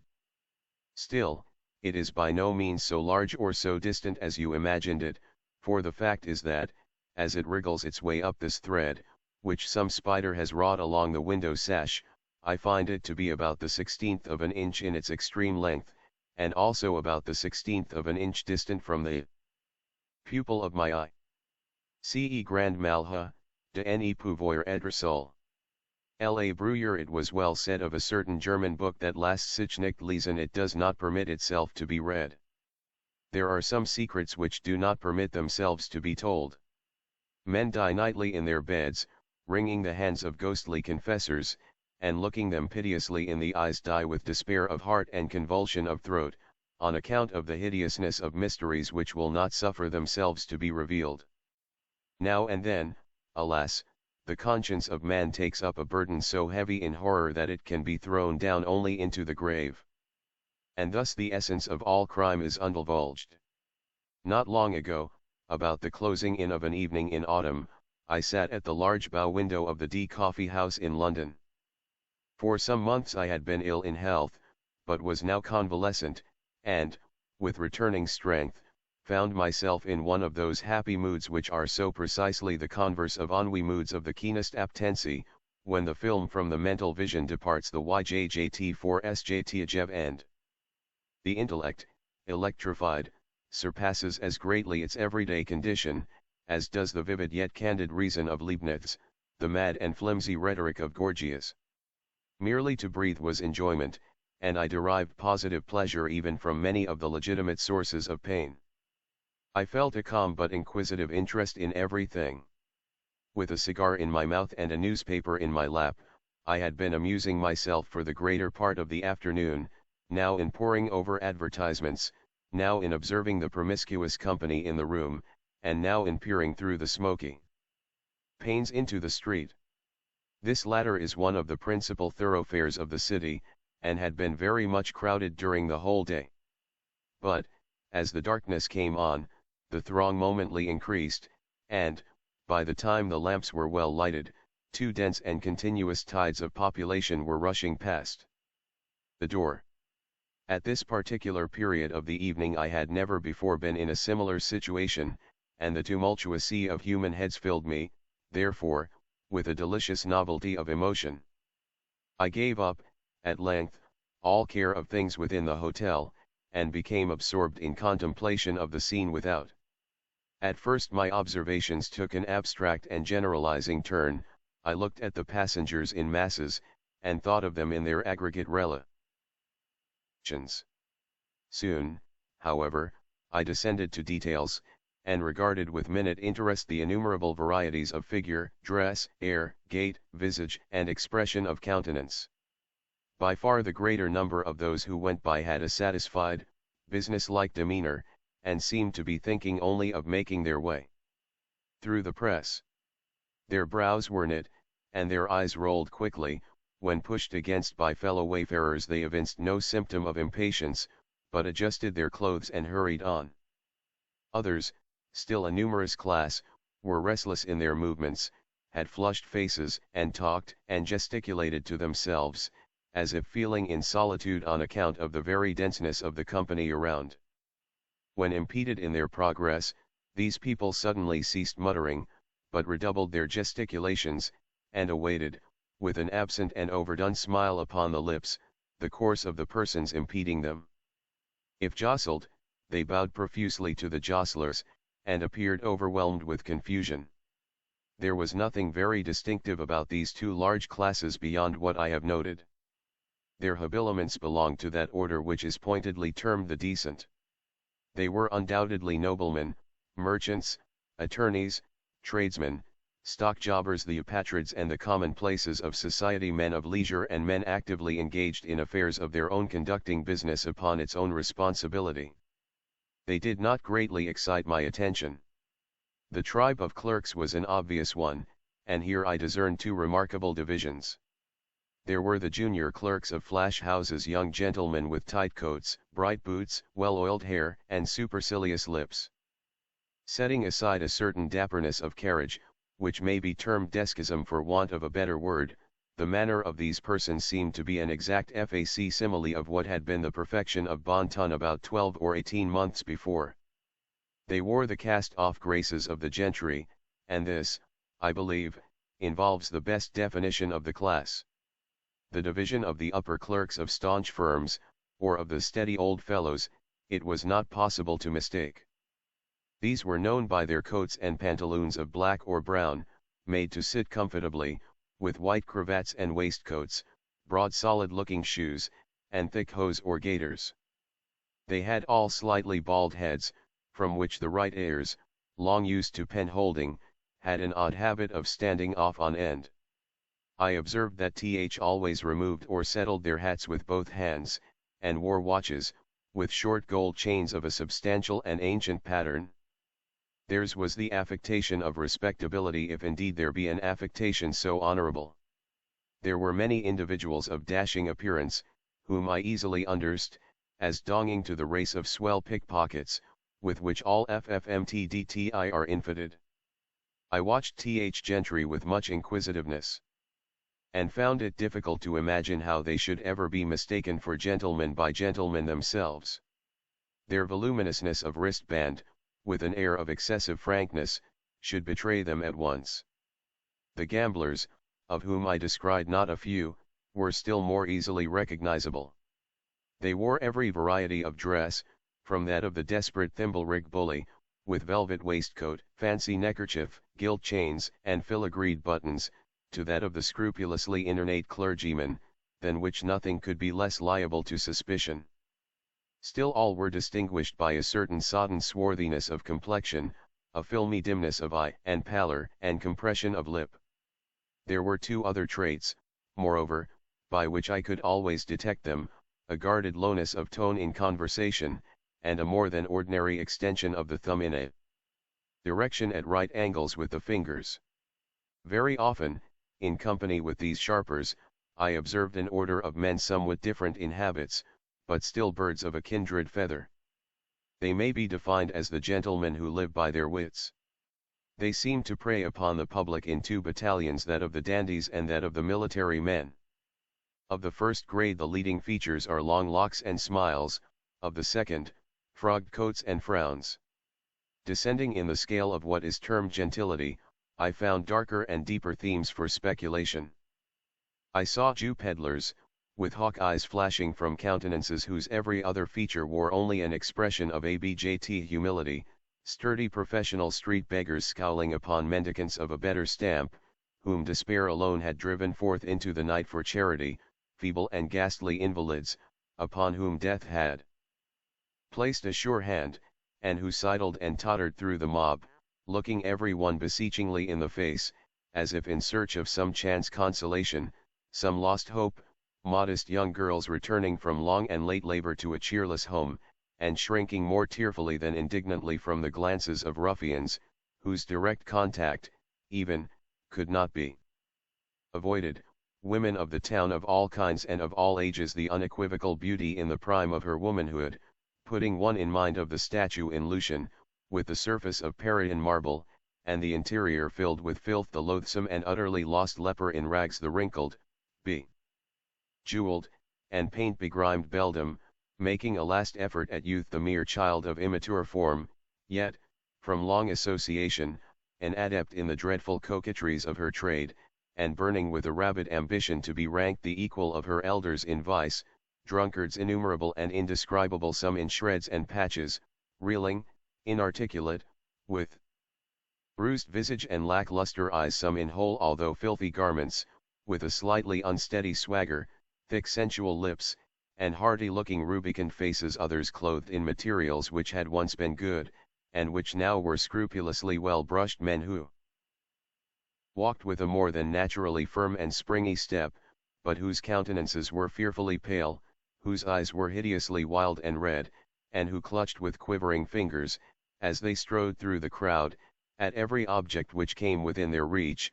Beside these, piemen, porters, coal heavers, sweeps, organ grinders, monkey exhibitors, and balladmongers, those who vended with those who sang, ragged artisans and exhausted laborers of every description, and all full of a noisy and inordinate vivacity which jarred discordantly upon the ear, and gave an aching sensation to the eye. As the night deepened, so deepened to me the interest of the scene, for not only did the general character of the crowd materially alter, its gentler features retiring in the gradual withdrawal of the more orderly portion of the people, and its harsher ones coming out into bolder relief, as the late hour brought forth every species of infamy from its den, but The rays of the gas lamps, feeble at first in their struggle with the dying day, had now at length gained ascendancy, and threw over everything a fitful and garish lustre. All was dark yet splendid as that ebony to which has been likened the style of Tertullian. The wild effects of the light enchained me to an examination of individual faces, and although the rapidity with which the world of light flitted before the window prevented me from casting more than a glance upon each visage, still it seemed that, in my then peculiar mental state, I could frequently read, even in that brief interval of a glance, the history of long years.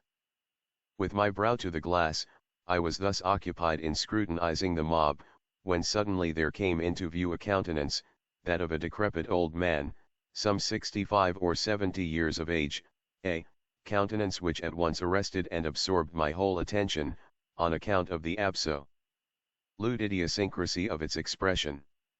Anything even remotely resembling that expression I had never seen before. I well remember that my first thought, upon beholding it, was that Rizk, had he viewed it, would have greatly preferred it to his own pictorial incarnations of the fiend.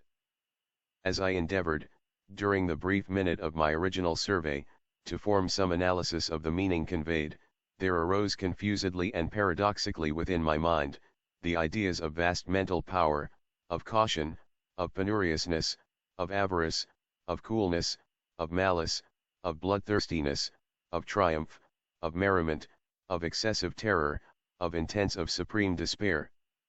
I felt singularly aroused, startled, fascinated.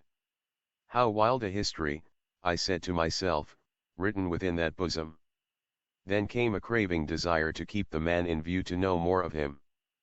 Hurriedly putting on an overcoat, and seizing my hat and cane, I made my way into the street, and pushed through the crowd in the direction which I had seen him take, for he had already disappeared. With some little difficulty I at 479 length came within sight of him, approached, and followed him closely, yet cautiously, so as not to attract his attention. I had now a good opportunity of examining his person. He was short in stature, very thin, and apparently very feeble.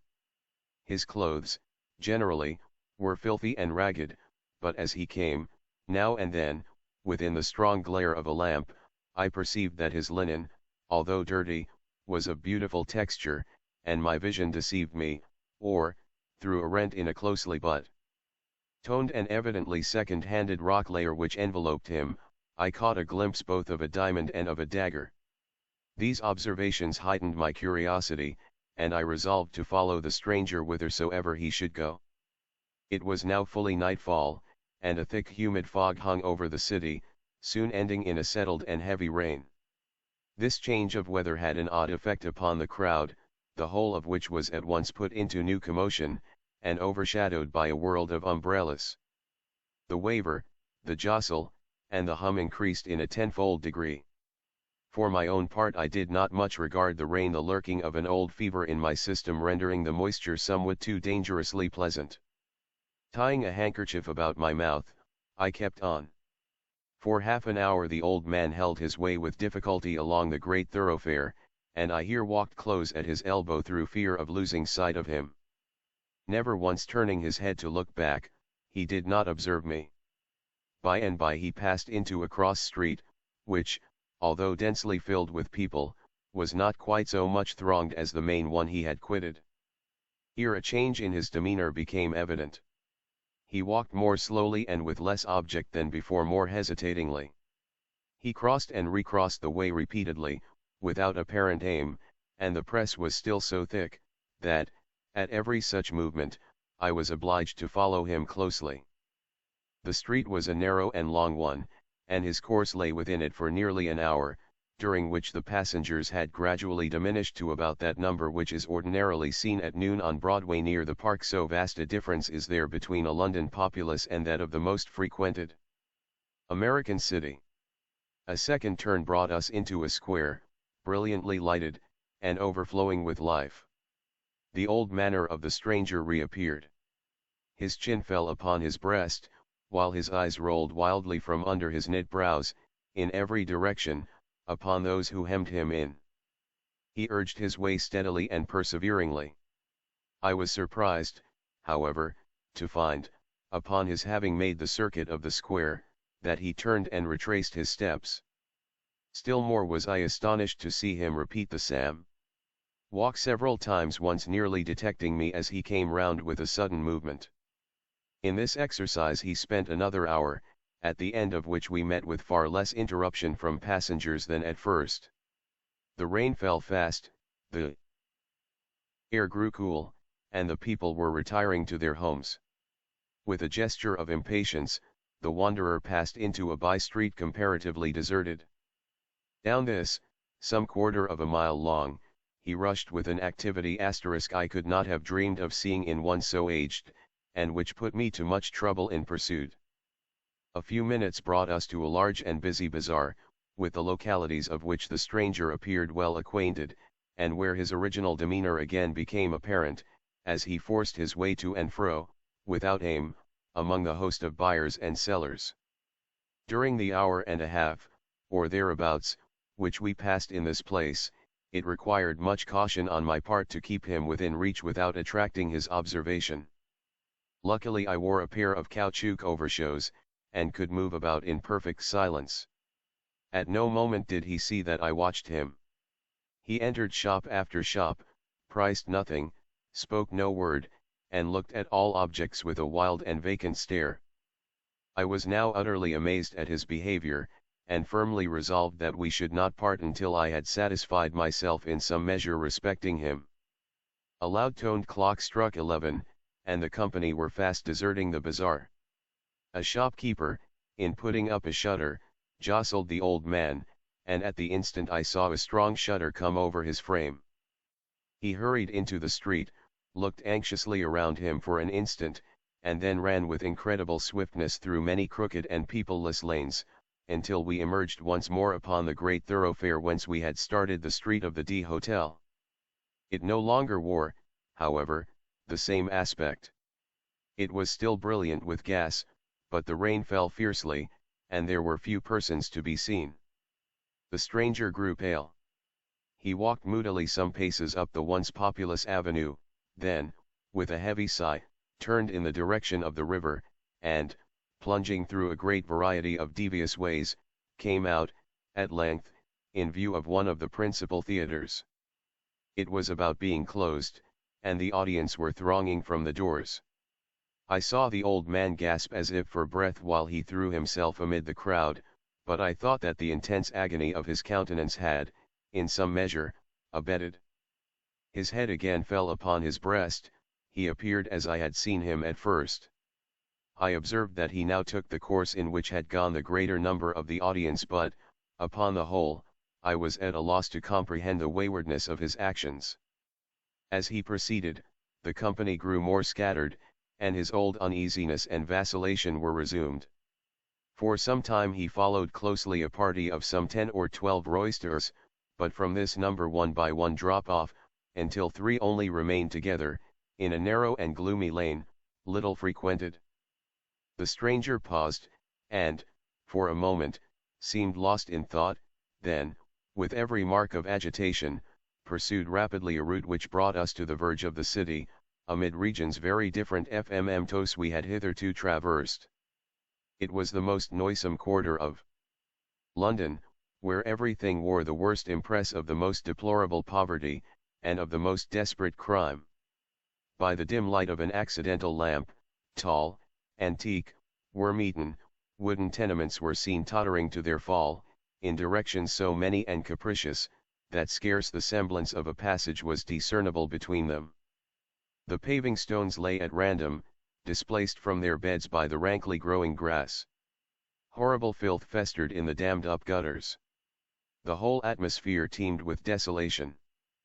Yet, as we proceeded, the sounds of human life revived by sure degrees, and at length large bands of the most abandoned of a London populace were seen reeling to and fro.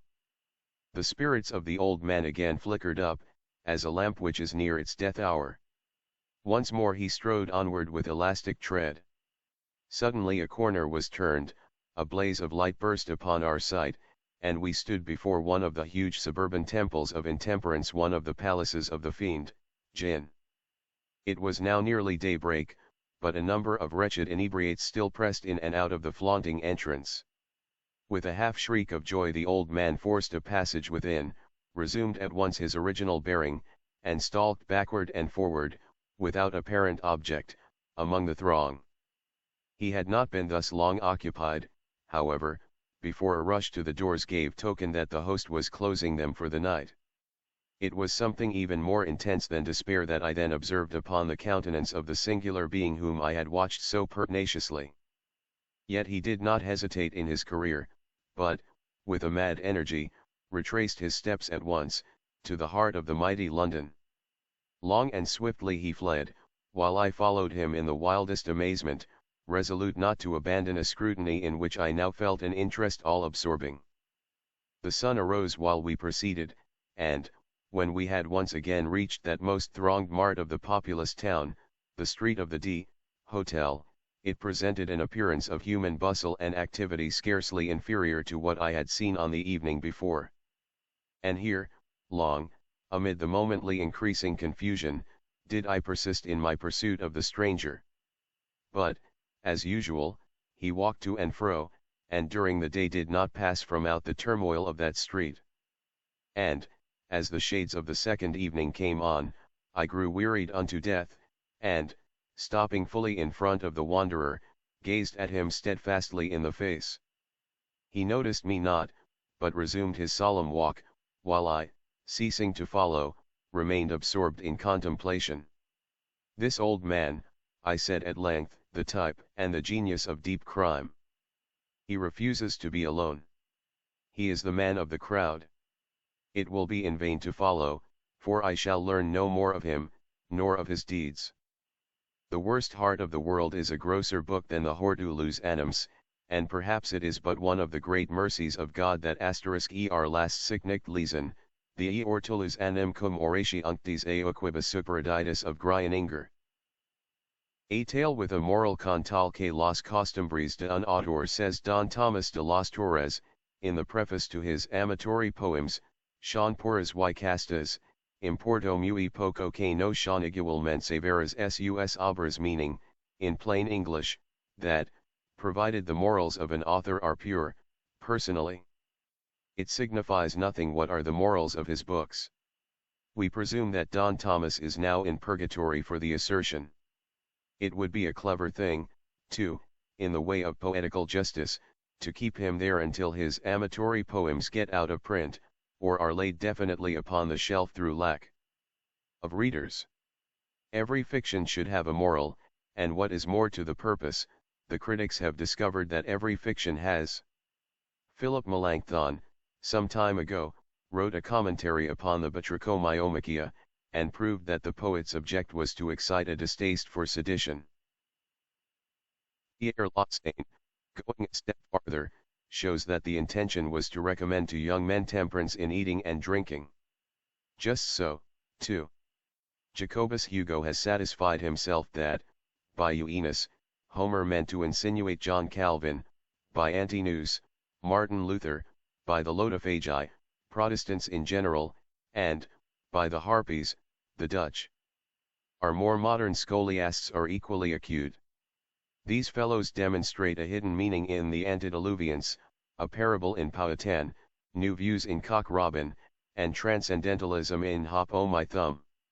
In short, it has been shown that no man can sit down to write without a very profound design. Thus to authors in general much trouble is spared. A novelist, for example, need have no care of his moral. It is there, that is to say, it is somewhere, and the moral and the critics can take care of themselves. When the proper time arrives, all that the gentleman intended, and all that he did not intend, will be brought to light, in the Dial, or the Downeaster, together with all that he ought to have intended, and the rest that he clearly meant to intend, so that it will all come very straight in the end. There is no just ground, therefore, for the charge brought against me by certain ignoramuses that I have never written a moral tale, or, in more precise words, a tale with a moral. They are not the critics predestined to bring me out, and develop my morals, that is the secret. By and by the Worth American Quarterly humdrum will make them ashamed of their stupidity. In the meantime, by way of staying achish and by way of miti gating the accusations against me, I offer the sad history appended, a history about whose obvious moral there can be no question whatever, since he who runs may read it in the large capitals which form the title of the tale. I should have credit for this arrangement, a far wiser one than that of La Fontaine and others, who reserve the impression to be conveyed until the last moment, and thus sneak it in at the fag end of their fables. Dejuncti injuria ne officianter was a law of the 12 Tables, and a mortuus nil nisi bonum is an excellent injunction, even if the dead in question be nothing but dead small beer. It is not my design, therefore, to vituperate my deceased friend, Toby Dammit. He was a sad dog, it is true, and a dog's death it was that he died, but he himself was not to blame for his vices. They grew out of a personal defect in his mother. She did her best in the way of flogging him while an infant, for duties to her well-regulated mind were always pleasures, and babies, like tough steaks, or the modern Greek olive trees, are invariably the better for beating. But, poor woman, she had the misfortune to be left-handed, and a child flogged left-handedly had better be left unflogged. The world revolves from right to left. It will not do to whip a baby from left to right. If each blow in the proper direction drives an evil propensity out, it follows that every thump in an opposite one knocks its quota of wickedness in. I was often present at Toby's chastisements, and, even by the way in which he kicked, I could perceive that he was getting worse and worse every day. At last I saw, through the teats in my eyes, that there was no hope of the villain at all, and one day when he had been cuffed until he grew so black in the face that one might have mistaken him for a little African, and no effect had been produced beyond that of making him wriggle himself into a fit, I could stand it no longer, but went down upon my knees forthwith, and, uplifting my voice, made prophecy of his ruin. The fact is that his precocity in vice was awful.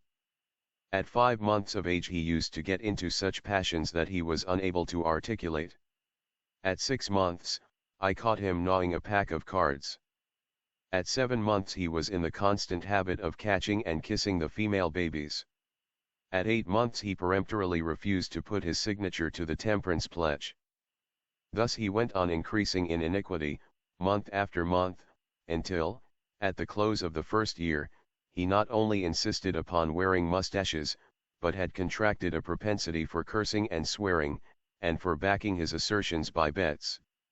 R*T through this latter most ungentlemanly practice, the ruin which I had predicted to Toby Dammit overtook him at last. The fashion had grown with his growth and strengthened with his strength, so that, when he came to be a man, he could scarcely utter a sentence without interlarding it with a proposition to gamble. Not that he actually laid wager, no.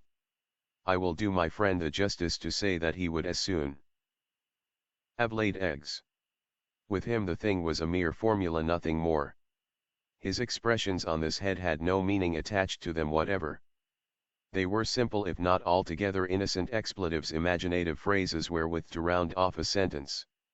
When he said "Te'll bet you so and so," nobody ever thought of taking him up, but still I could not help thinking it my duty to put him down. The habit was an immoral one, and so I told him.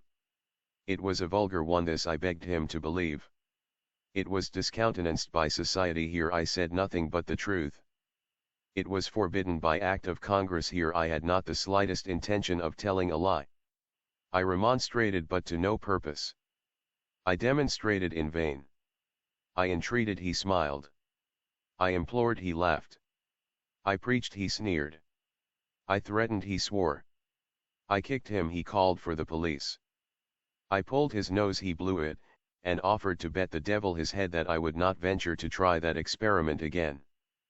Poverty was another vice which the peculiar physical deficiency of Dammit's mother had entailed upon her son.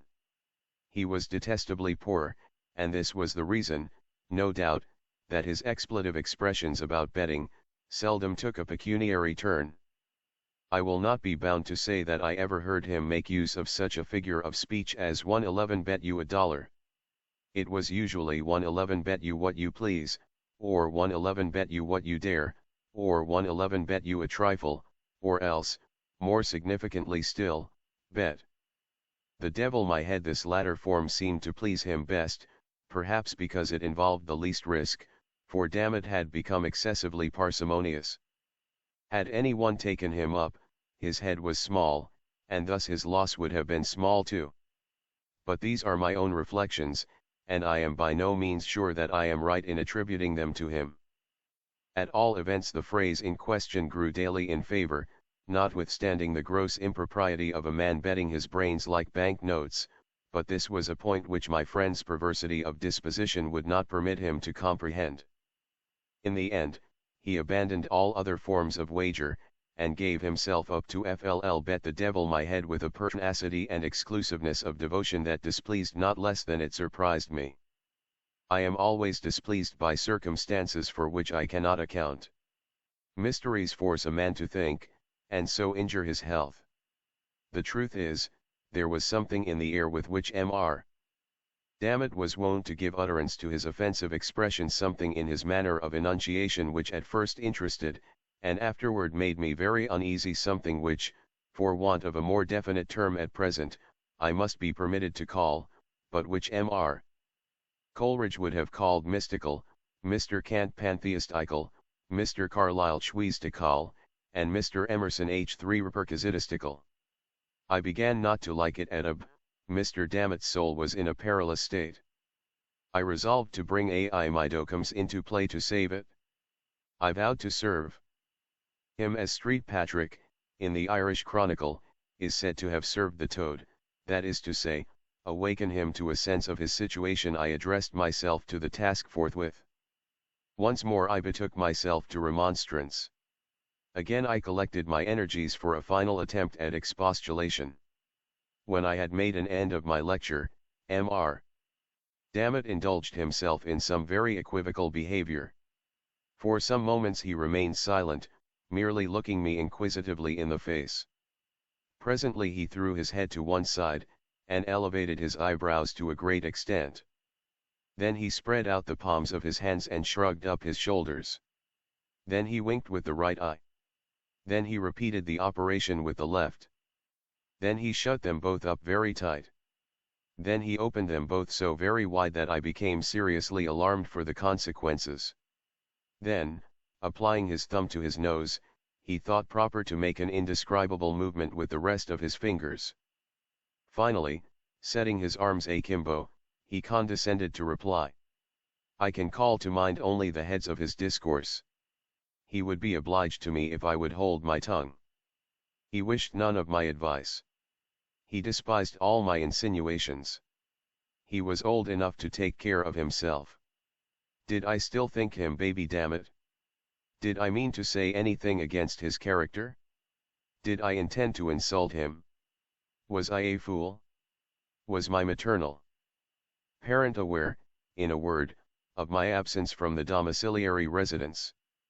He would put this latter question to me as to a man of veracity, and he would bind himself to abide by my reply. Once more he would demand explicitly if my mother knew that I was out. My confusion, he said, betrayed me, and he would be willing to bet the devil his head that she did not. Mr. Dammit did not pause for my rejoinder. Turning upon his heel, he left my presence with undignified precipitation. It was well for him that he did so. My feelings had been wounded. Even my anger had been aroused. For once I would have taken him up upon his insulting wager. I would have won for the arch-enemy Mr. Dammit's little head, for the fact is, my mamma was very well aware of my merely temporary absence from home. But Kota Shifa Midahead, heaven gives relief, zs the Mussulmans say when you tread upon their toes. It was in pursuance of my duty that I had been insulted, and I bore the insult like a man. It now seemed to me, however, that I had done all that could be required of me, in the case of this miserable individual, and I resolved to trouble him no longer with my counsel, but to leave him to his conscience and himself. but although I forbore to intrude with my advice, I could not bring myself to give up his society altogether. I even went so far as to humor some of his less reprehensible propensities, and there were times when I found myself lauding his wicked jokes, as epicures do mustard, with tears in my eyes, so profoundly did it grieve me to hear his evil talk. One fine day, having strolled out together, arm in arm, our route led us in the direction of a river. There was a bridge, and we resolved to cross it. It was roofed over, by way of protection from the weather, and the archway, having but few windows, was thus very uncomfortably dark. As we entered the passage, the contrast between the external glare and the interior gloom struck heavily upon my spirits, not so upon those of the unhappy Dammit, who offered to bet the devil his head that I was hipped. He seemed to be in an unusual good humor. He was excessively lively, so much so that I entertained I know not what of uneasy suspicion. It is not impossible that he was affected with the transcendentals. I am not well enough versed, however, in the diagnosis of this disease to speak with decision upon the point, and unhappily there were none of my friends of the dial present. I suggest the idea, nevertheless, because of a certain species of austere Maryandrewism which seemed to beset my poor friend, and caused him to make quite a tomfool of himself. Nothing would serve him but wriggling and skipping about under and over everything that came in his way, now shouting out, and now lisping out, all manner of odd little and big words, yet preserving the gravest face in the world all the time. I really could not make up my mind whether to kick or to pity him. At length, having passed nearly across the bridge, we approached the termination of the footway, when our progress was impeded by a turnstile of some height. Through this I made my way quietly, pushing it around as usual. But this turn would not serve the turn of Mr. Dammit. He insisted upon leaping the stile, and said he could cut a pigeon wing over it in the air. Now this, conscientiously speaking, I did not think he could do. The best pigeon winger over all kinds of style was my friend Mr. Carlyle, and as I knew he could not do it, I would not believe that it could be done by Toby Dammit. I therefore told him, in so many words, that he was a braggadocio, and could not do what he said. For this I had reason to be sorry afterward, for he straightway offered to bet the devil his head that he could. I was about to reply, notwithstanding my previous resolutions, with some remonstrance against his impiety, when I heard, close at my elbow, a slight cough, which sounded very much like the ejaculation ahem. I started, and looked about me in surprise. My glance at length fell into a nook of the framework of the bridge, and upon the figure of a little lame old gentleman of venerable aspect. Nothing could be more reverend than his whole appearance, for he not only had on a full suit of black, but his shirt was perfectly clean and the collar turned very neatly down over a white cravat, his hair was parted in front like a gurfs. His hands were clasped pensively together over his stomach, and his two eyes were carefully rolled up into the top of his head. Upon observing him more closely, I perceived that he wore a black silk apron over his small clothes, and this was a thing which I thought very odd. Before I had time to make any remark, however, upon so singular a circumstance, he interrupted me with a second ahem. To this observation I was not immediately prepared to reply. The fact is, remarks of this laconic nature are nearly unanswerable. I have known a quarterly review nonplussed by the word fudge. I am not ashamed to say, therefore, that I turned to Mr. Dammit for assistance. Dammit, said I, what are you about, don't you hear? The gentleman says ahem. I looked sternly at my friend while I thus addressed him, for, to say the truth, I felt particularly puzzled, and when a man is particularly puzzled he must knit his brows and look savage, or else he is pretty sure to look like a fool.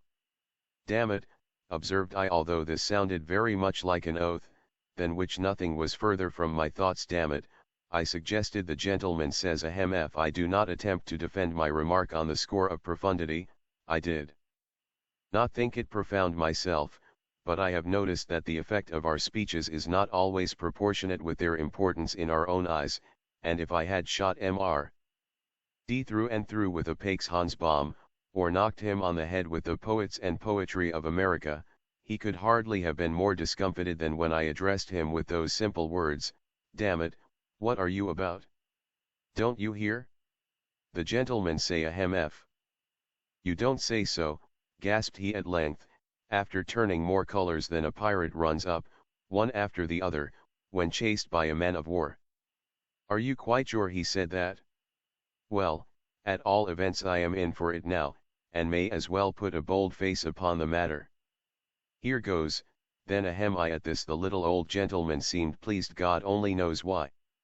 He left his station at the nook of the bridge, limped forward with a gracious air, took Dammit by the hand and shook it cordially, looking all the while straight up in his face with an air of the most unadulterated benignity which it is possible for the mind of man to imagine. "I am quite sure you will win it, Dammit," said he, with the frankest of all smiles, "but we are obliged to have a trial, you know, for the sake of mere form."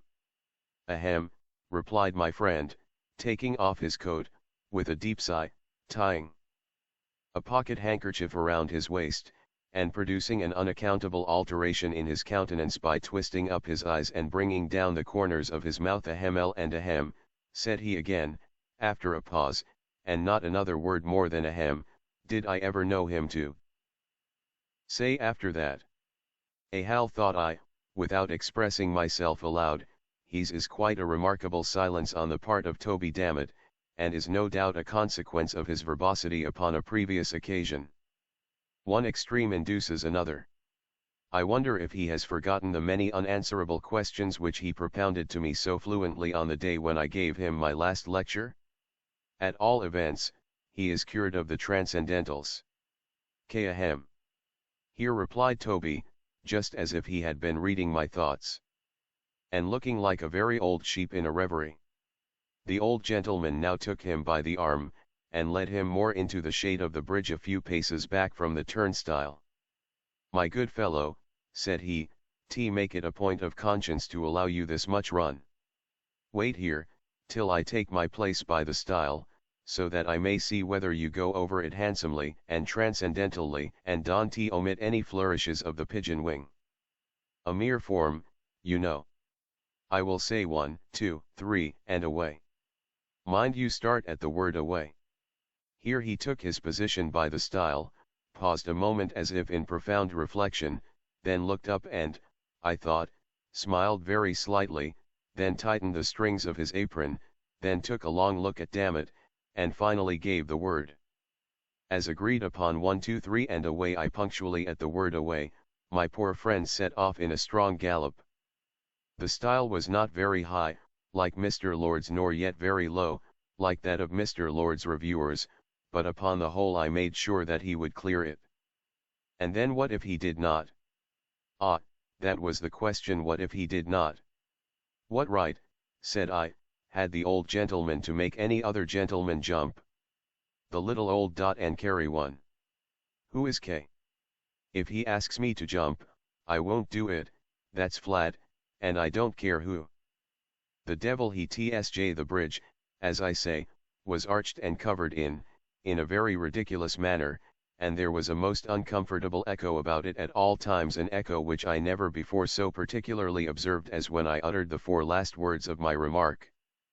But what I said, or what I thought, or what I heard, occupied only an instant. In less than 5 seconds from his starting, my poor Toby had taken the leap. I saw him run nimbly, and spring grandly from the floor of the bridge, cutting the most awful flourishes with high legs as he went up. I saw him high in the air, pigeon-winging it to admiration just over the top of the stile, and of course I thought it an unusually singular thing that he did not continue to go over.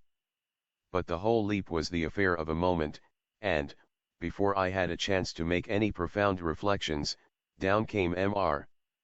Dammit on the flat of his back, on the same side of the stile from which he had started. At the same instant I saw the old gentleman limping off at the top of his peed, having caught and wrapped up in his apron some thing that fell heavily into it from the darkness of the arch just over the turnstile. At all this I was much astonished, but I had no leisure to think, for Mr. Dammit lay particularly still, and I concluded that his feelings had been hurt, and that he stood in need of my assistance. I hurried up to him and found that he had received what might be termed a serious injury. The truth is, he had been deprived of his head, which after a close search I could not find everywhere, so I determined to take him home, and send for the homeopathists. In the meantime a thought struck me, and I threw open an adjacent window of the bridge, when the sad truth flashed upon me at once. About 5 feet just above the top of the turnstile, and crossing the arch of the footpath so as to constitute a brace, there extended a flat iron bar, lying with its breadth horizontally, and forming one of a series that served to strengthen the structure throughout its extent. With the edge of this brace it appeared evident that the neck of my unfortunate friend had come precisely in contact. He did not long survive his terrible loss. The homeopathists did not give him little enough physic, and what little they did give him he hesitated to take. So in the end he grew worse, and at length died, a lesson to all riotous livers. I bedewed his grave with my tears, worked a bar sinister on his family escutcheon, and for the general expenses of his funeral sent in my very moderate bill to the transcendentalists. The scoundrels refused to pay, so I had Mr. Dammit dug up at once, and sold him for dog's meat.